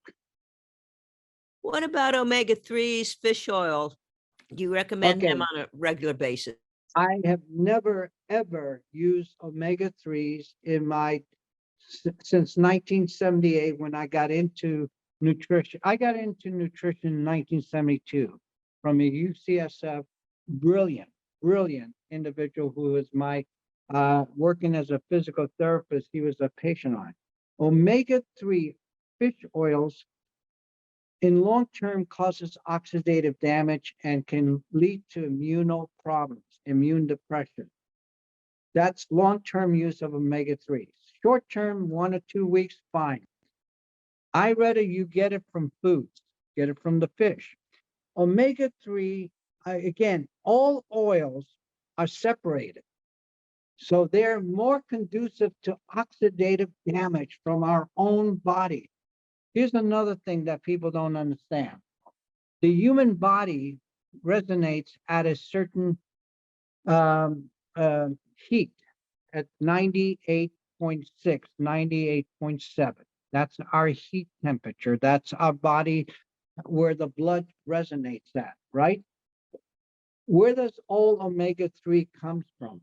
Canada, areas of colder climates. So fish that are cold climate fish can cause oxidative rancidity in our cells. We should only be eating cold, warm water fish, and should be very limited to cod or sole or snapper, and that's it. Omega-3s, long-term studies. These are published studies that given to dogs, omega-3 led to cancer.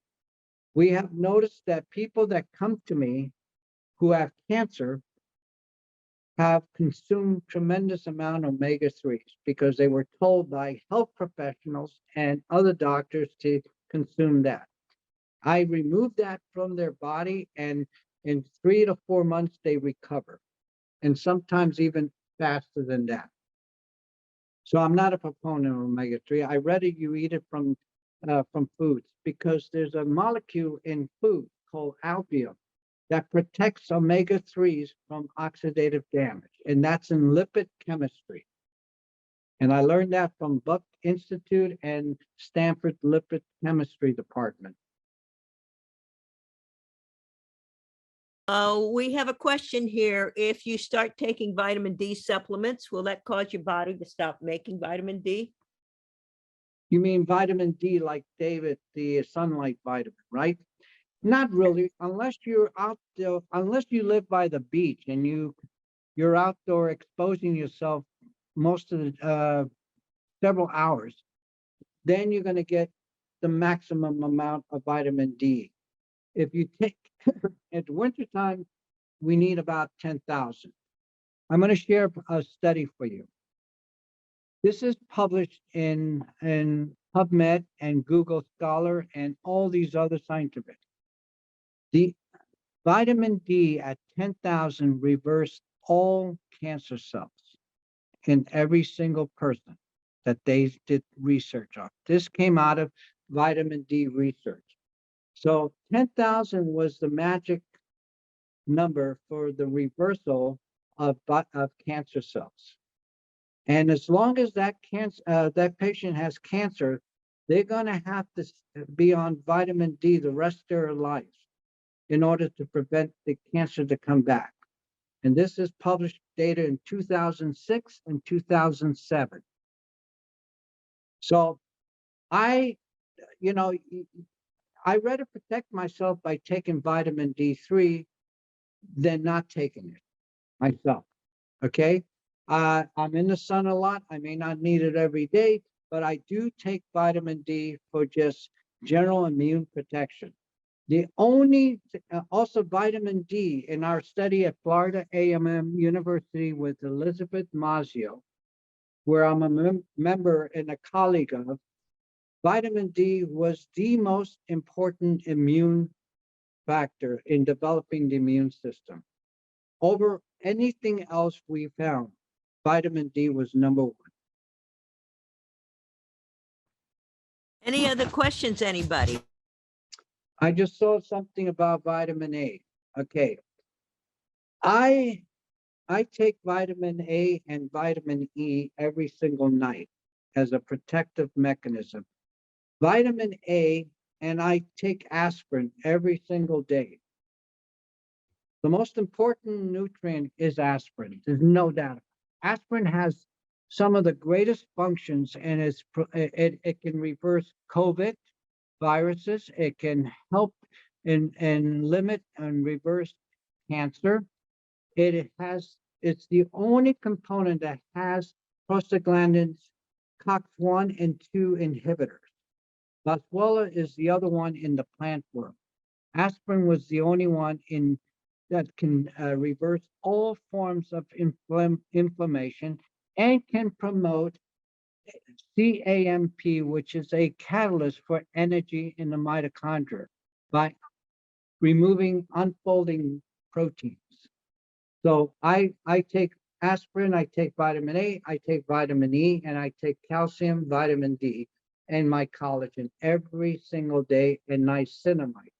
Niacinamide is the cheapest NAD promoter we know of. You don't have to spend so much money on NR, nicotinic riboside, or NMNN, which is David Sinclair's favorite because he lost. I know what happened to David and Chromadex, so he went to something else.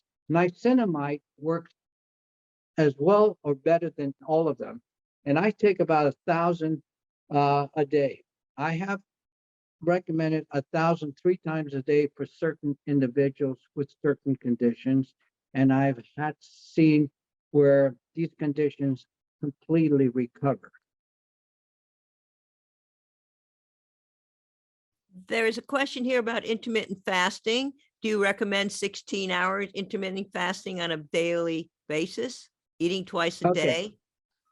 I come from a background where I did some of the caloric restriction diets in the 80s with Dr. Roy Wolfer.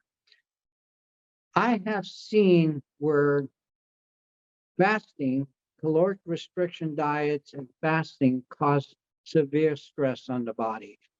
Roy passed away, a good friend of mine. He was my patient. His girlfriend was my patient. He died of ALS. He restricted himself of fats, good fats. He restricted himself of protein, and that's not good. Pritikin was my patient, and guess what? He also died of some form of leukemia. And other people that are, fathers of these restriction diets all had major issues. Intermittent fasting should only be done from the last meal, which is dinner, and you should never eat late in the evening. You should never eat a high protein diet in the evening because you don't want to raise cortisol in the morning. I would say a good carbohydrate diet of cheese and corn tortilla and carrot salad is all you need, and having some Greek yogurt.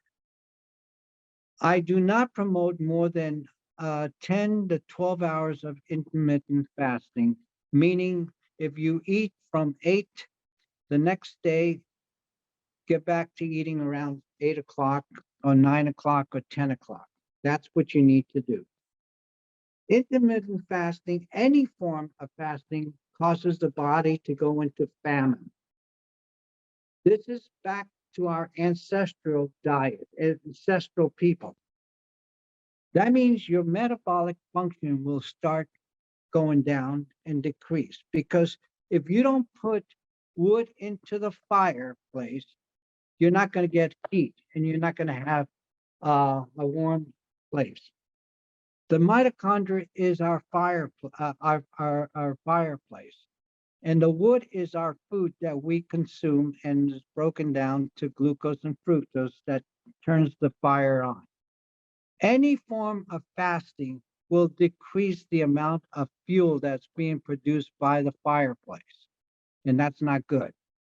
Eating small meals throughout the day is much better for you than intermittent fasting. And I've done all this. I've been a vegetarian for 2 years on myself to do the research. I've been in intermittent fasting. I did caloric restriction diet. I've done it all. Won't recommend it. You It mentioned is that. better to, yeah, go ahead. I was going to say it's better to have small meals, not overwhelm yourself throughout the day, because you're increasing your metabolic function. The key is oxidation of glucose and increasing metabolic function. That's the fountain of youth. You mentioned that iron causes inflammation. So if one wants to minimize iron, where do we get this iron from? I mean, other than cookware, supplements, where? Iron, yeah, you don't want to take iron from supplements. That's why they have iron-free supplements. Iron comes from a lot of foods we eat, especially organ meats are the highest in methionine and iron. So avoiding iron foods is very critical as we get older, because iron contributes to oxidative damage to our red blood cells. And that's what causes the clotting and mechanism of our cells to have high blood pressure and to have strokes and blood clots and etc. So iron is, if you eat once a week liver, which most people don't like it, you will get all the B complex and iron the body needs.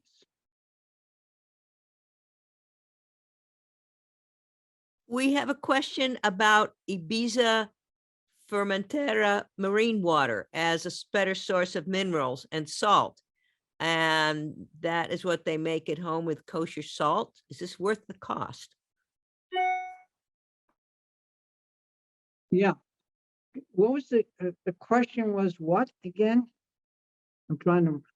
Is What was it? Ibiza, that's Ibiza, Formentera marine water a better source of minerals? And No. The best, I mean, your minerals are the best form of minerals. I remember when Linus Pauling was still alive, I had one of his key students who did all the research for him in the laboratory. He was asking me, he was asking me about working with him on at Stanford, and I didn't have the time, but he was a big orange juice drinker. And I studied orange juice, learning that it has a very high component of potassium, sodium, and magnesium, and all the other minerals. I rather get it from our orange juice. I rather get it from other sources like grapes that are natural.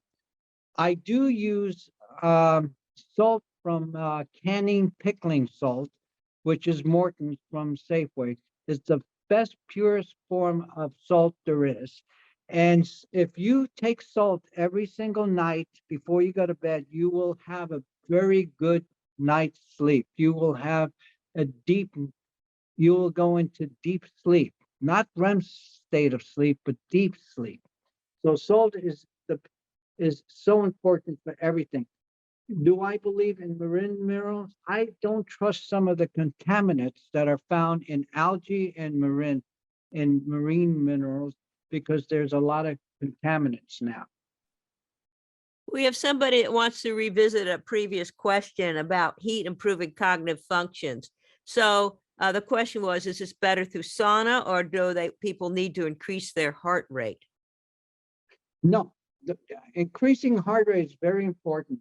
No doubt about it, because if your thyroid is functioning well, if your mitochondria is functioning well, you're producing energy, your pulse rate should be around 80. Okay, that's good. If that is where your pulse rate is, the improvement of brain function is always going to be there. Okay, I think that applying infrared red light or heat lamps to the brain, I'm dealing with people with dementia, cognitive decline, Parkinson's, Alzheimer's, and even Lou Gehrig's disease. Yes, it is better to increase some. There's no doubt that all these diseases are based on low heat energy going to the brain. And by improving mitochondrial energy, which is NAD, which is a key function to everything, I would then raise the heat temperature, and saunas will do that, and so will infrared light will do that, and so will heat lamp. By keeping your temperature, by doing a heat measurement during the day, it should always be 98 and above, okay? Not over 99, but 98 and above. Your pulse rate should always be in the high 70s or in the 80s. That means your body's thyroid is functioning perfectly.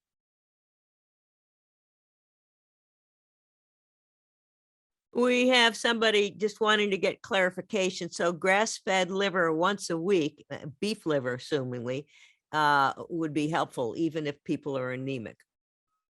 Yes, absolutely. It's one of the best meals. If you go back to Mexico in the 80s, I used to go down there and train doctors how to treat cancer. One of the big things was they used to make, the Gerson used to make liver juice, remember? They would grind the liver and make it into a juice. Every patient had that, and they would get it predominantly all the time. So it's one of the best. And Jack LaLanne, when I had a chance to visit him at his home in Morro Bay, he sold me his first juicer. He would predominantly eat Argentina liver tabs, you know, and he would take about 100 tablets of this every single day. And liver is very important because it does provide you the B complex and other nutrients and iron that are natural for the body to utilize for energy. We have people here recommending Morley Robbins as the root cause protocol with great information on balancing excess or low iron. His new book is called Cure Your Fatigue, and there's podcasts on it. And people are saying that's awesome. What are your thoughts? Well, you mean about the use of iron? Well, this right? protocol, if you know about it, or with iron, yes. Okay, what's the protocol exactly? I'm trying to think. You know, again, what I'm I'm telling everyone is look at the function of mitochondria and the thermodynamic effects of the ATP cycle. The spin of the ATP is so crucial. What nutrients, what foods help to increase and booster our metabolism? That's the fountain of youth. Sunlight is the most important thing that does that, okay? Light therapy is also important. Removing EMF, electromagnetic fields from our body, not using the cell phones constantly, not being around Wi-Fi constantly. Improving B complex. B complex, CoQ10, vitamin D, vitamin K, all are quinones. Quinones are very important in mitochondrial energy. That was discovered by William Koch back in the 30s and 40s when he published that quinones were essential for NAD levels to go up. So I'm in favor of CoQ10, anything that raises the metabolic function, the energy, and suppresses inflammation in the body. We have a question on specific supplements like Standard Process Labs produced ATP Boost. What are your thoughts? You won't find. I used to use Standard Process. I liked them, but I didn't find them to be that helpful for me with my patients and my athletes because the potencies were very low and I didn't use them that much. Some people get great results. Again, ATP is produced by how the electron flow occurs through chamber 1, which is an NAD molecule, requires niacinamide or B3. 80% of your energy comes from the first chamber. And the second chamber is the FAD, the riboflavonoid, the B2. 20% of all the energy comes from that. It all gets converted by the fourth chamber. The third chamber has no function other than receiving an electron from the first two chambers to the fourth chamber, which is cytochrome oxidase enzyme, which is produced by sunlight, by heat, by thermodynamics, by glucose, fructose to make ATP, which is the fifth chamber. So those are the big factors. Understand the chemistry, the electron flow, and how to increase electrons. That's the key. B complex will increase electrons. CoQ10 increases electrons. Guess what? Flavonoids found in coffee, caffeine, orange juice, all these flavonoids, fisetin, epigens, nitrics, all these are very good in favor. I'm not in favor of niacin because niacin increases tryptophan, and I've been trying to tell you tryptophan, why you have a flush in your skin is because nitric oxide is stimulated, and nitric oxide is the contributing factor to inflammation, to cancer, to Crohn's disease, IBS disease, celiac disease, celiac. I told you, one of the things working with over 100 universities across the country to do research for them was that I had to discover the cause of aging and disease and what created life. And everything is one step. They're the same steps. Energy, energy, energy. 90% of the public today is very low in energy. And one of the things is my level of health is based on the amount of energy I produce every single day. And that's because I have learned to only look at foods that boost the energy levels. I eat non-starchy vegetables, most digestible vegetables.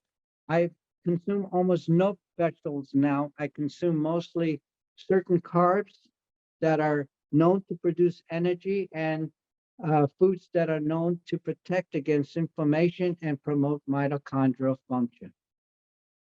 So I'm against niacin, but niacinamide is the #1 complex that I use on everyone and myself, because NAD is the most important element in the body. Any thoughts on carbon 60 or Ian Mitchell's work? Carbon 60 is a very interesting thing. I used to work with it 20, 30 years ago. I found it to be very difficult to get and very expensive. I think activated charcoal is very similar and it's half the price. And activated charcoal you can use for removing toxins out of the body. And is it a good antioxidant? Not as good as the flavonoids. And I'll tell you one flavonoid that you're going to see in the future that reverses senescence cells. Senolytic cells are what contributes to aging and dementia and all that, is when cells cannot replicate themselves to a normal cell again. Low mitochondrial function is senescence. These are mutated cells. They don't need to be there. Fisetin, Fisetin, will remove these cells and help to promote energy, and they improve electron flow through the 5 chambers that I was just telling you about. They're one of the key flavonoids in the family. So I would rather go fisetin than carbon 60 any day, because it has a greater function and it protects against senescence.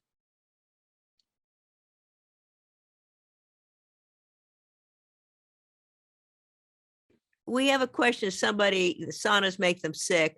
Also, that same person flushes badly with niacin, but we know what you think about niacin. The niacinamide is better.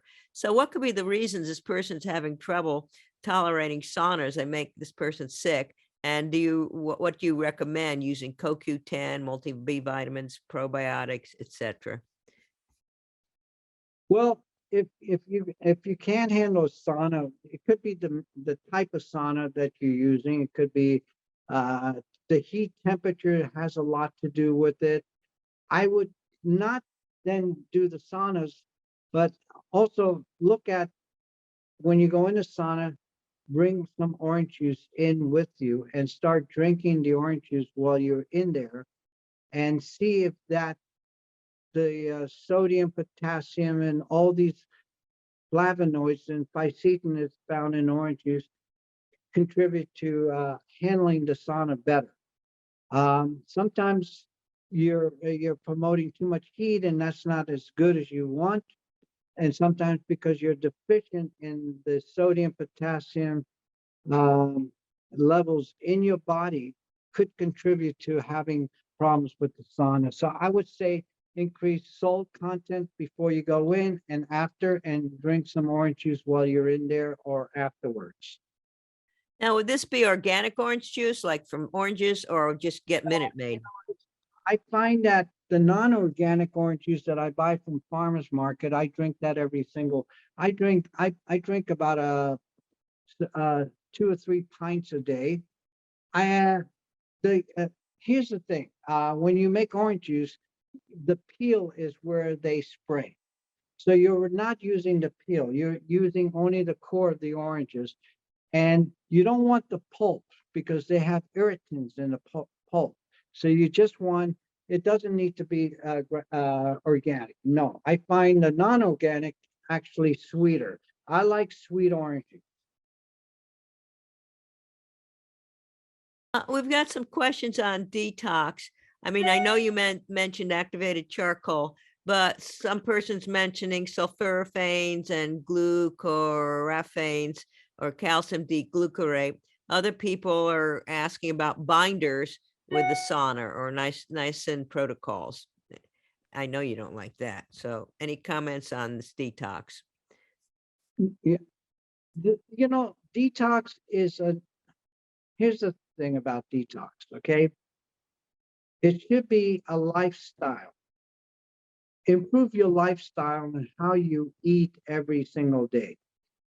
Your body can go a detox and then you still accumulate the toxins anyway. I like Cascara Sagrada. I like activated charcoal. I like bamboo shoots. I like carrots. These are one of the most important factors to detoxing the body and the gut.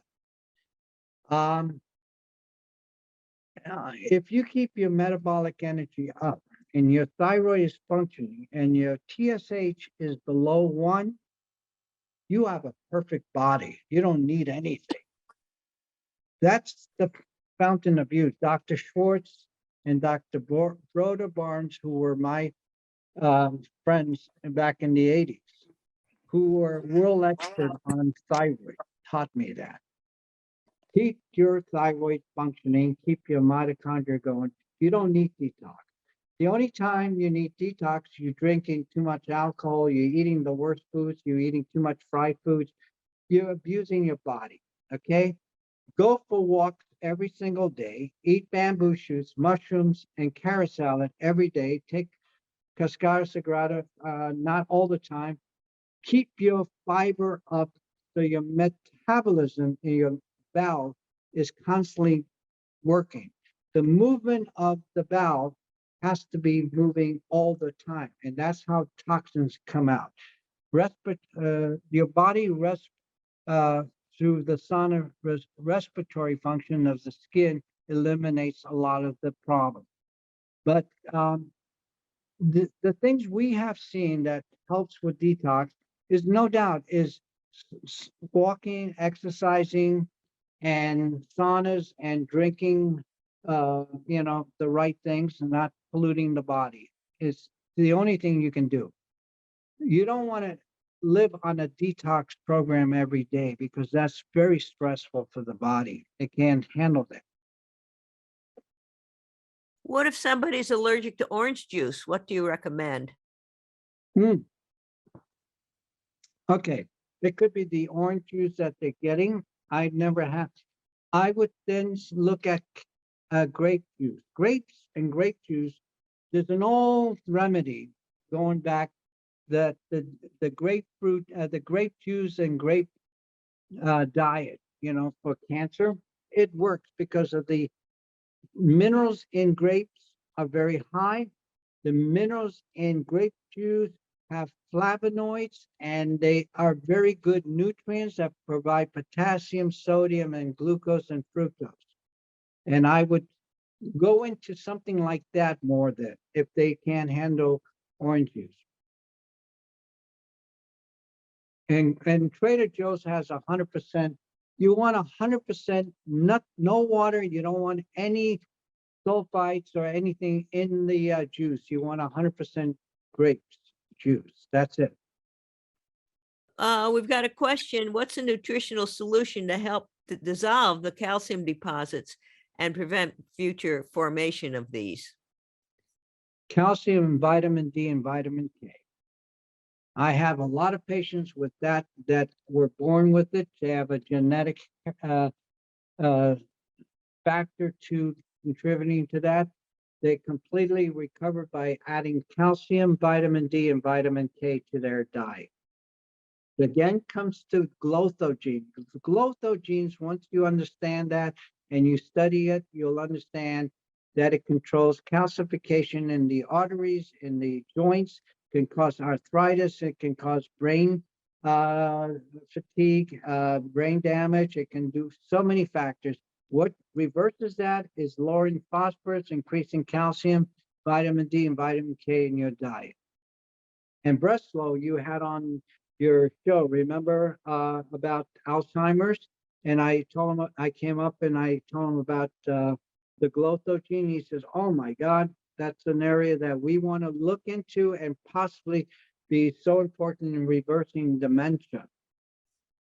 Great. Okay. What are the top 5 foods you recommend or that you take to keep those bowels moving? Well, again, any form, fiber from fruits and fiber from fruits is my favorite. Eating grapes and I like citrus fruits, figs. Dried fruits is fine. Not a problem. Don't worry about the sugar. Just worry about the sulfur in their sulfites. I eat carrots every day. I make a carrot salad. I shred the carrots. I put some natural salt, olive oil. I mix it in there, and I have that every day. Bamboo shoots are excellent. Mushrooms are excellent. And I eat a lot of. I use a lot of pasture eggs, and cheeses, and mostly that's my diet. And corn tortillas that I handmade, I buy them handmade, not store made, handmade. So I use that with Mangenko and Parmesan cheese and all pecorino cheese and all that. So I try to maintain. I have an article. I've written some papers on this that I'm going to be publishing soon. It's about the diet, and it tells everything about the diet. It's a little extensive and time consuming. I'll be glad to send it to you if you email me. Okay. Are these bamboo shoots, do they have to be fresh or can they be canned? No, they can be canned, and you can saute them a little bit or boil them in water and apply it to your soups, apply it to your carrot salad, whatever you like. And I do not, here's another thing I do not eat. To keep my bowel moving and working for me, I do not eat any salads or lettuce because they ferment in the gut. Fermentation in the gut is where all these salads occur. And IBS and Crohn's disease is very known by people who consume a lot of salads. And the fermentation grows bacteria and all kinds of things in the body. What about nuts? I'm against all nuts. Okay. Another thing you can do is look up certain things. Go to nutrition data. Just on Google, nutrition data of peanuts, almonds, cashews, any nut you want to know, and look at the composition of the nutrients in there. What I look for is I want to make sure that no nuts is higher in unsaturated to saturated fats. So I don't want a high unsaturated to saturated fats. 99% of your nuts are all high in unsaturated proof of fats, which are contributing to basically aging and disease and damaging the mitochondria and thyroid. Second thing I look at is the calcium ratio to phosphorus. If it's over 2-to-1 phosphorus to calcium, I don't want to touch. It should be not high in phosphorus to calcium. And the only nut that, and this was told to me when I used to work with, Atkins, Dr. Atkins from New York, the cardiologist. He used to visit me at UCLA in the 80s, and the only nuts he ever had was macadamia. And I said, why? And he says, because it's the only nuts that it has a good amount of saturation of saturated fats versus unsaturated fat, and it's high profile in calcium to phosphorus. He knew about it.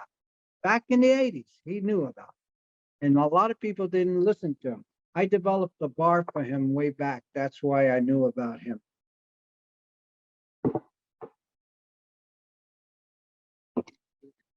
So macadamia is the only nuts I would touch. And then second may be cashews, but I don't like cashews that much either.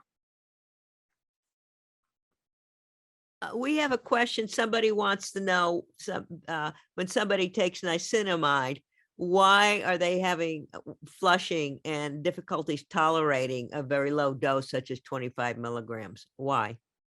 They're not taking niacinamide because niacinamide is an amide. It doesn't have any function in raising nitric oxide or histamine, and they're taking niacin.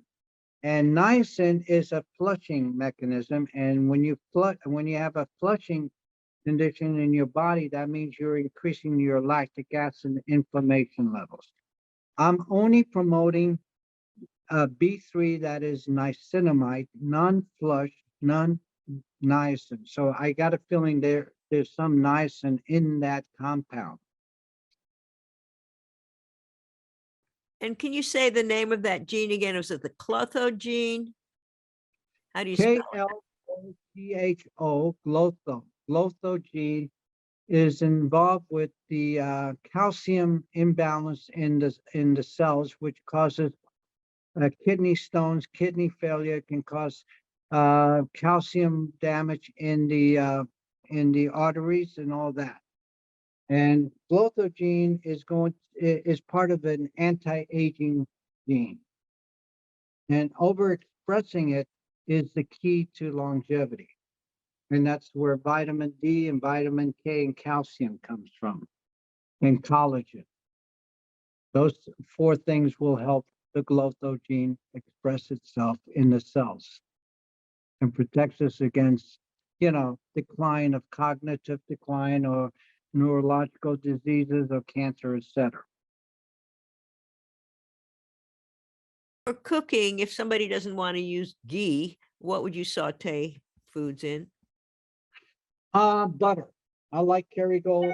I like any grass-fed butter. Ghee is very tolerable to high temperature of all the butters. There's no doubt about it.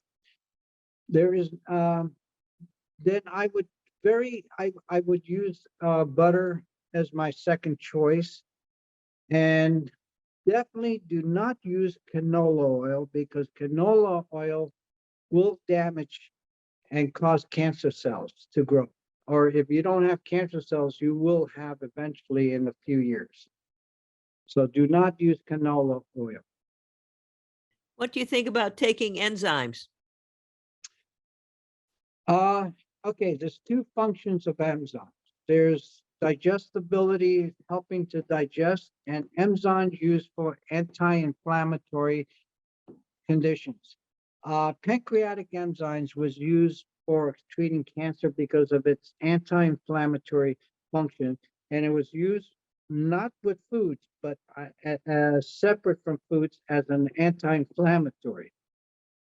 Aspirin is anti-inflammatory. Enzymes, the problem you need enzyme is because you abuse your system to produce pepsin, hydrochloric acid, and pancreatic enzyme, so you don't digest well.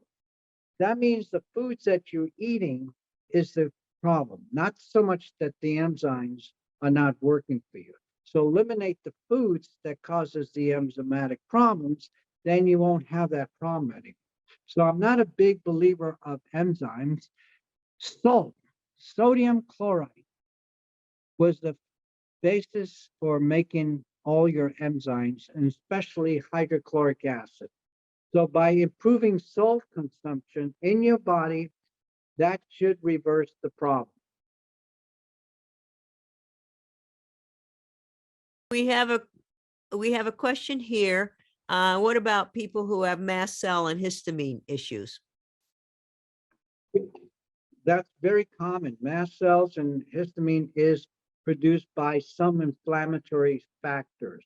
Whatever they're eating, whatever they're putting on their skin or topically or any of these things, it's usually caused by leaky gut syndrome, and it's caused by small and large intestine problems. And endotoxins and lipopolysaccharides, LPS, is contributing factor to these problems. So by taking bamboo shoots, mushrooms, and eating non-inflammatory foods, non-starchy foods, consuming more non-starchy foods and digestible fruits and vegetables is the key. So eliminate the gut issue is the key. That's what causes these problems.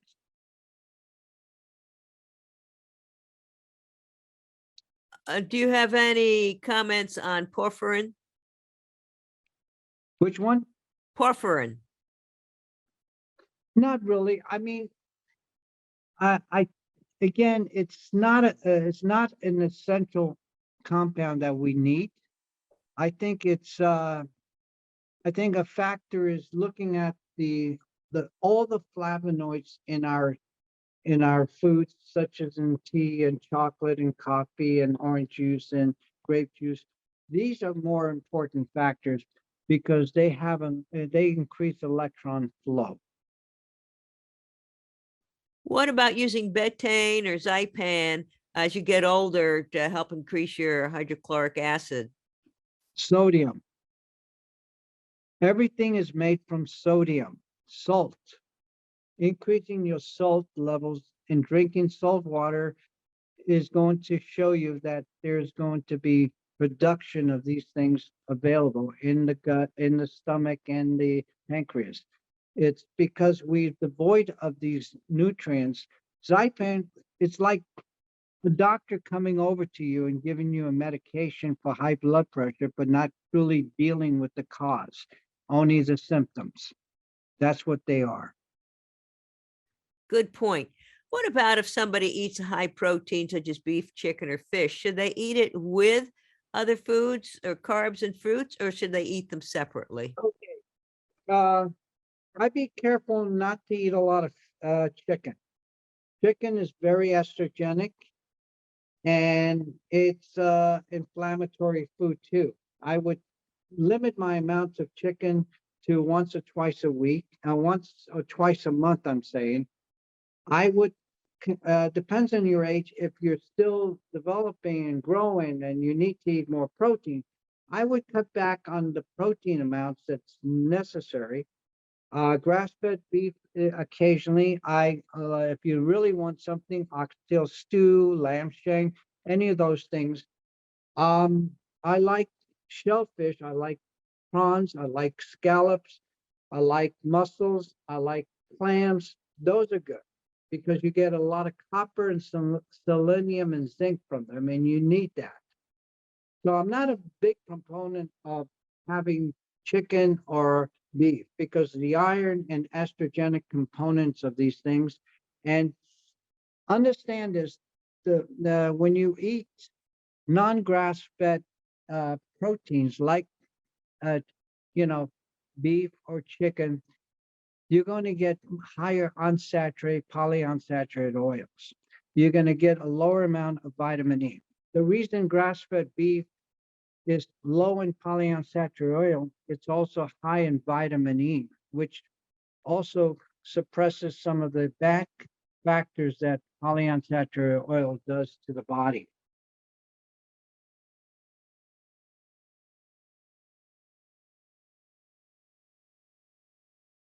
Any other questions? You can raise your hand or just unmute yourself. It won't be as confusing as our earlier meeting was previously. So any questions, unmute yourself and speak up.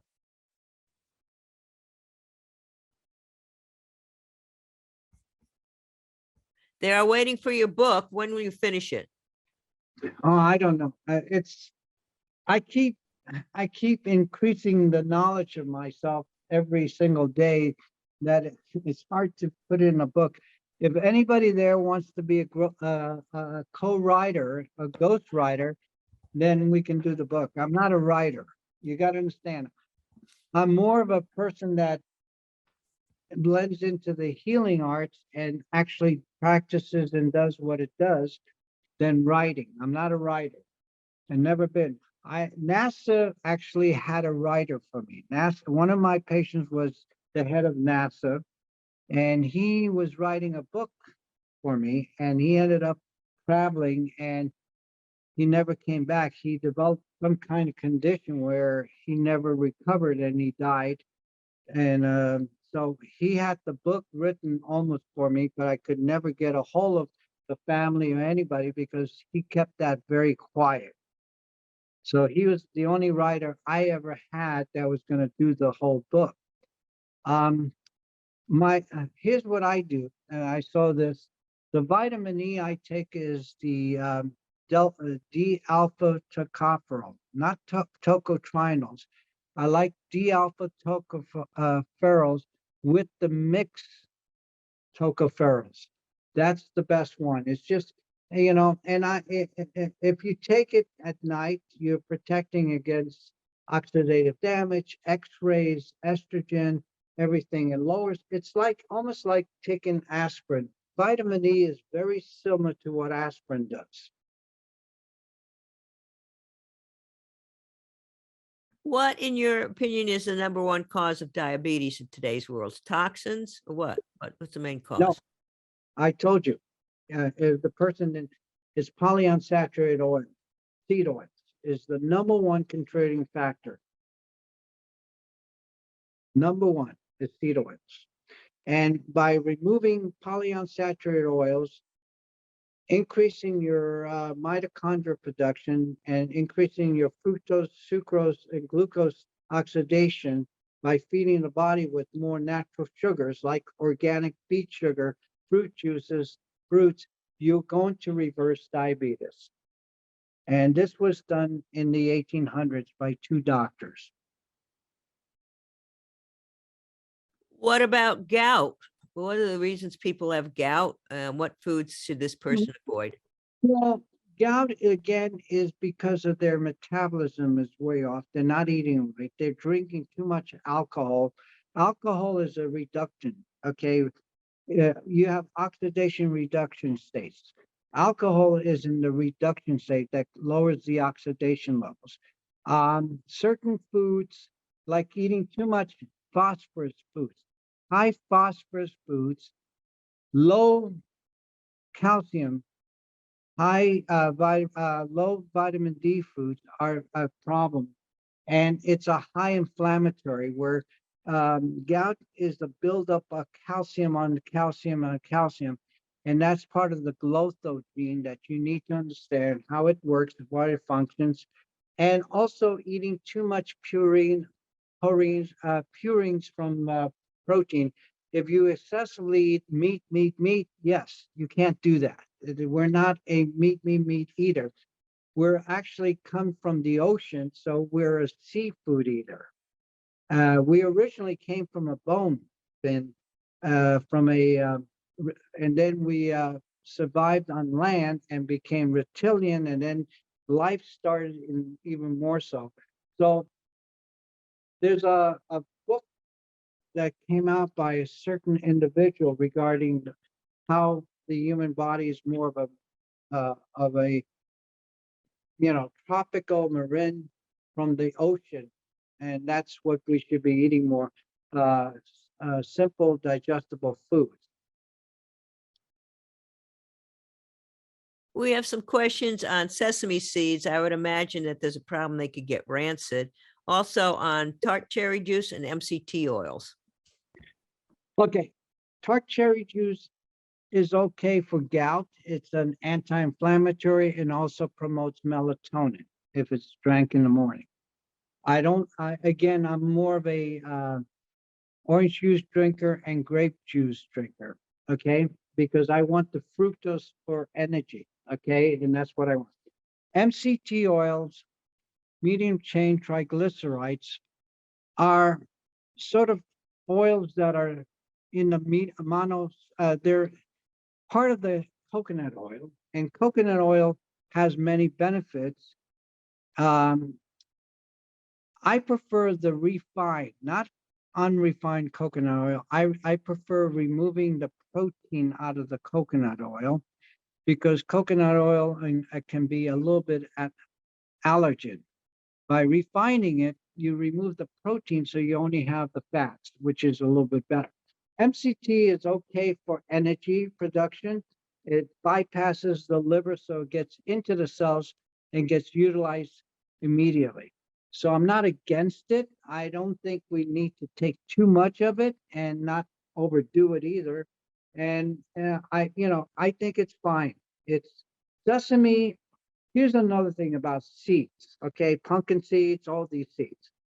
Seeds in general were developed for replication, for duplicating another seed, another element. Like, I'm not in favor of sesame seeds in consumption, or in the, I remember using it as an oil. It has some antimicrobial things. If you limit the amount of use of sesame seeds, you're okay. Don't consume it every day. It's a little bit high in unsaturated oil.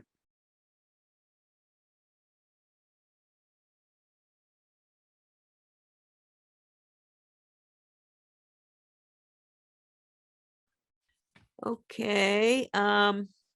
One person wants to know about nighttime regimen, aspirin, vitamin E, salt. What do you recommend for a small 70-year-old, for example? Okay. First of all, consume less protein at night.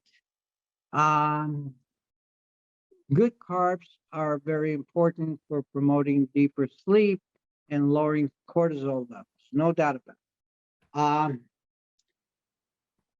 I prefer to have some cheese with maybe corn tortillas. I'll have my collagen at night with orange juice. I'll put calcium, magnesium, vitamin D, and I take a little, I take an aspirin at night. I take vitamin E and vitamin A. And I have a little salt water before I go to bed. And that's my regimen. Daytime, your protein level should be the highest at breakfast and lunch and the lowest at dinner. Soups are excellent for nighttime, especially chicken broth soup or any kind of broth soup. The best vegetables are your root vegetables or tuberous vegetables. They're under the ground. They have much more medicinal purposes. They have greater nutrients. These are they're not the starchy form of vegetables, which can cause problems. So non-starchy vegetables are good. The best ones, I like, anything that's a root vegetable. Carrots are the best. Sweet potato, I like Japanese potatoes and I don't eat them. The ones that are lighter in color inside are better for you. Potatoes all foods have to be cooked really well. Do not eat any raw vegetables. They're very toxic to the body and they can cause endotoxins and lipopolysaccharides, LPS, to accumulate in our cells and in our gut. They release histamine and serotonin and estrogen. So do not eat any raw vegetables other than carrots or cucumbers or something like that. They're fine. And that's pretty much what I do and what I eat.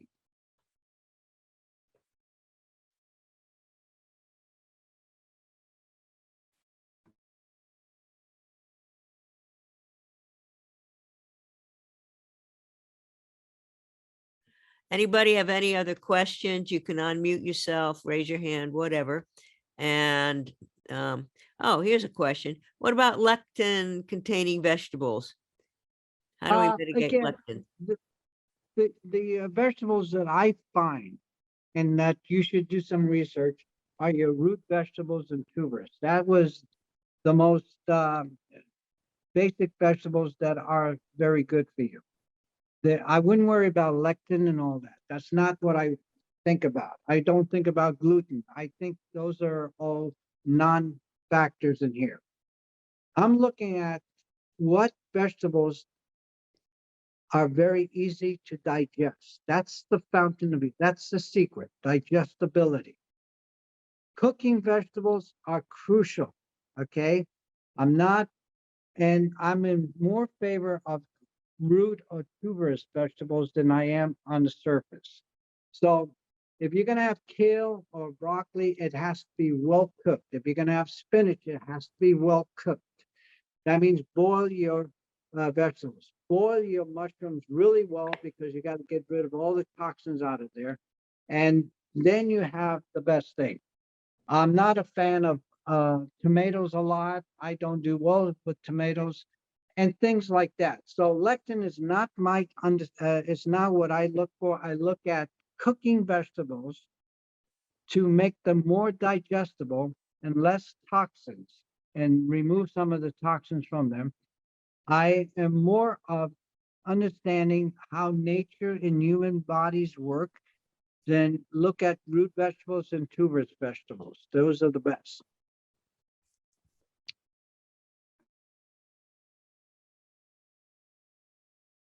Do you take vitamin B during the day? What about people with the MTHFR gene problem? B12 folic acid is good. I'm more in the morning. I do methylene blue in my coffee. I've been promoting methylene blue for 25 years, 30 years now.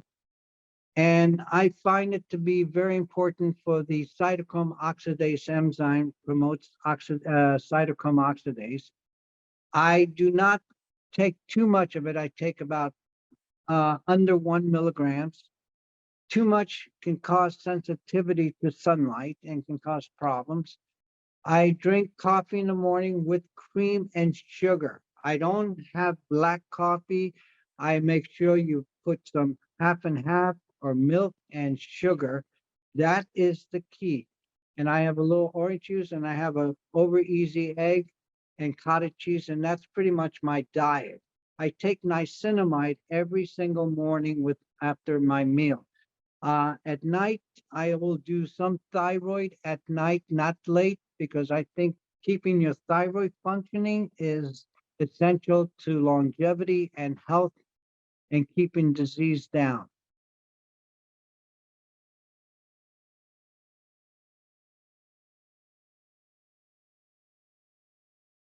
What about avocados, raw goat milk, raw milk?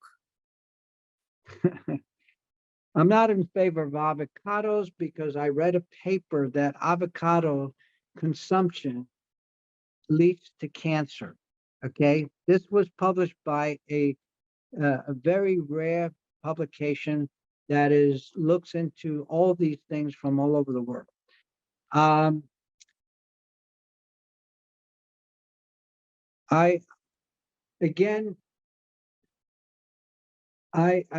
What I do is basically I look at foods that contribute to my calcium levels going up. Okay, that is I like pastured eggs because I like the B complex from that, and it's a good source of protein for me. And I don't eat chicken at all. I consume occasionally lamb. I like lamb, and occasionally lamb shank, occasionally oxtail soup. I'm more of a cheese.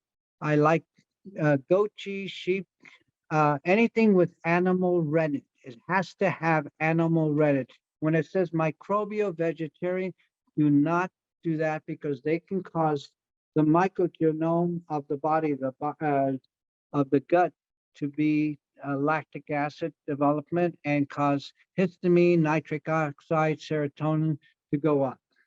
So be careful with that. I'm not a big consumer of everyday protein. There's studies now coming up that a restriction of methionine extends the human body by 45%. That's on Google. Just restriction of methionine, and you'll see it come up right away. It increases lifespan by 45%. So all the foods that are high in methionine, I keep way down or I consume none. Collagen taken with each meal is perfectly good, and I recommend that all the time.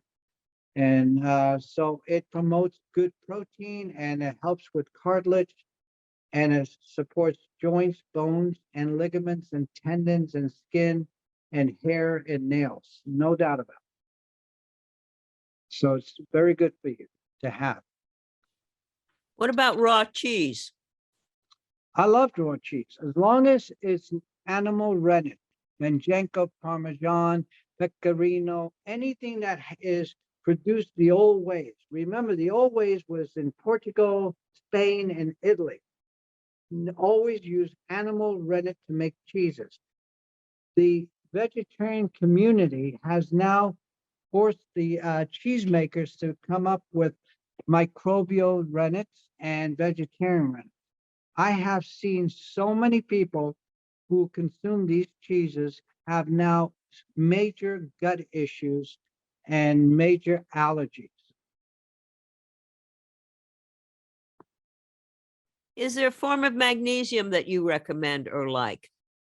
I like everything in powder. That's why I make only powder things. Magnesium bisglycinate is my favorite, bisglycinate. The best calcium is calcium carbonate. I don't want any excipients. I want pure of the material, magnesium or the calcium. So calcium carbonate, magnesium bisglycinate is my two favorites. Question about how you feel about doing essential aminos. What is that again? I'm not Essential sure what. aminos. Oh, essential aminos? No, you don't really need to take amino acids other than I have it in my collagen, and I do produce a collagen with amino acids. I found that taurine, glycine are essential to human health. So I added those amino acids. I added lysine because it's essential to human health. Amino acids that I find to be important are in the collagen amino, which is found on Amazon. And that's the only ones I recommend. Isoleucine is very important for some people, but not everyone. I think by consuming the right foods, you're going to get all the essential amino acids. What brand of methylene blue do you recommend? Oh, God. I don't recommend the expensive.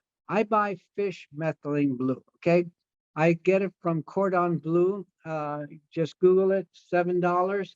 I dilute it enough to make it into a very small diluted version of it.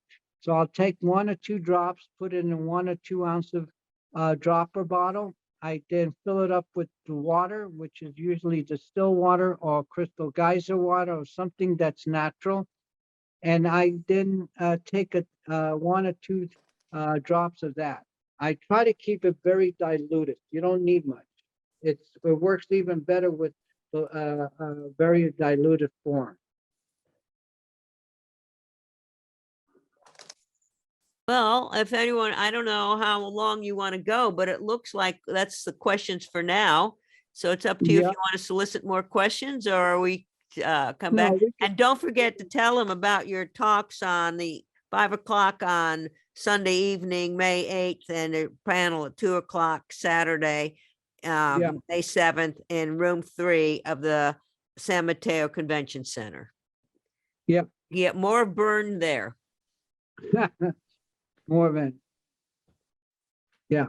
No, I mean, I'd be glad to. I think you got the purpose of the whole lecture of how high metabolic function is important and keeping inflammatory markers down in foods and all that. I think once we understand that, that's the resonance of our body and how we were developed. I mean, we can do another one another day, another month or something. But okay. You're always welcome back. We love you. Now, remember the convention center, San Mateo, May 6th to 7th and 8th. He's speaking 5 o'clock in the evening of May 8th, and his panel is May 7th at 2 in room 3. So what is this thing called again? The New Living Expo? It's called the New Living Expo. And it's been, it's normally on the 29th of April, but this year they had to make it in May, and it's Mother's Day. I know that, but I think you'll find it fascinating. And we have some great speakers on the panel, yourself and many other doctors there. So it'll be very good for you. And, we'll cover as much as we can. We're going to cover a little bit about how to build your immune system, how to protect against COVID and other things like that. Because that's a very common thing now is that people, want to learn how to protect themselves against viruses because you got the flu, you got the COVID virus, and I think a lot of people are more susceptible because our antibodies are not as strong as they used to be because we've damaged it through many mechanisms and means of what we do today. But the best thing you can do is keep your vitamin D and vitamin A levels way up and aspirin. Those 3 have tremendous antiviral components. anything you can do, that's what you want to do. Well, we love you, Bernd. We love Somebody having you here. Mask. We love your I'm not in wisdom. favor about the mask. I'm not in favor about the mask. Who I think is? the mask has graphene oxide in there, and you got to be careful with respiratory damage. Predominantly right now, I'm getting every week about a dozen people with some kind of side effect from the COVID. They're getting problems from the virus and recovery and high blood pressure and clotting mechanism.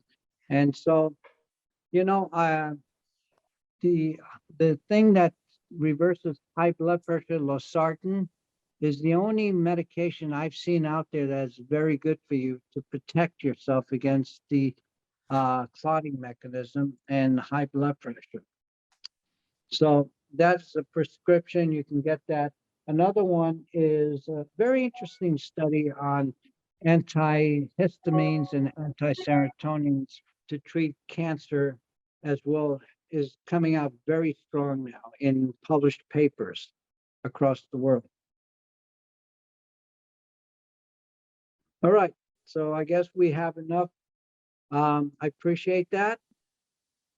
And let me know, Susan, this will be available, this tape, for people to see if they missed it. Yeah, I'm hoping to put the two tapes together. The problem is I run into a lot of problems with my time to be able to do that. But Okay, yeah, because I that's have a what's lot of holding people things that up. couldn't make it today and they wanted to see the tapes. Yeah. All right, Even the ones that made it had some problem seeing it. all right, we'll Okay. see what happens. Well, thank you so Okay, much. you're And welcome. I we'll see you appreciate that. next time with the next speaker. Any recommendations for the speaker? Let us know. You can just All right. email me at our website, www.svhi, Silicon Valley Health Institute, svhi.com. Email us and we'll get back to you.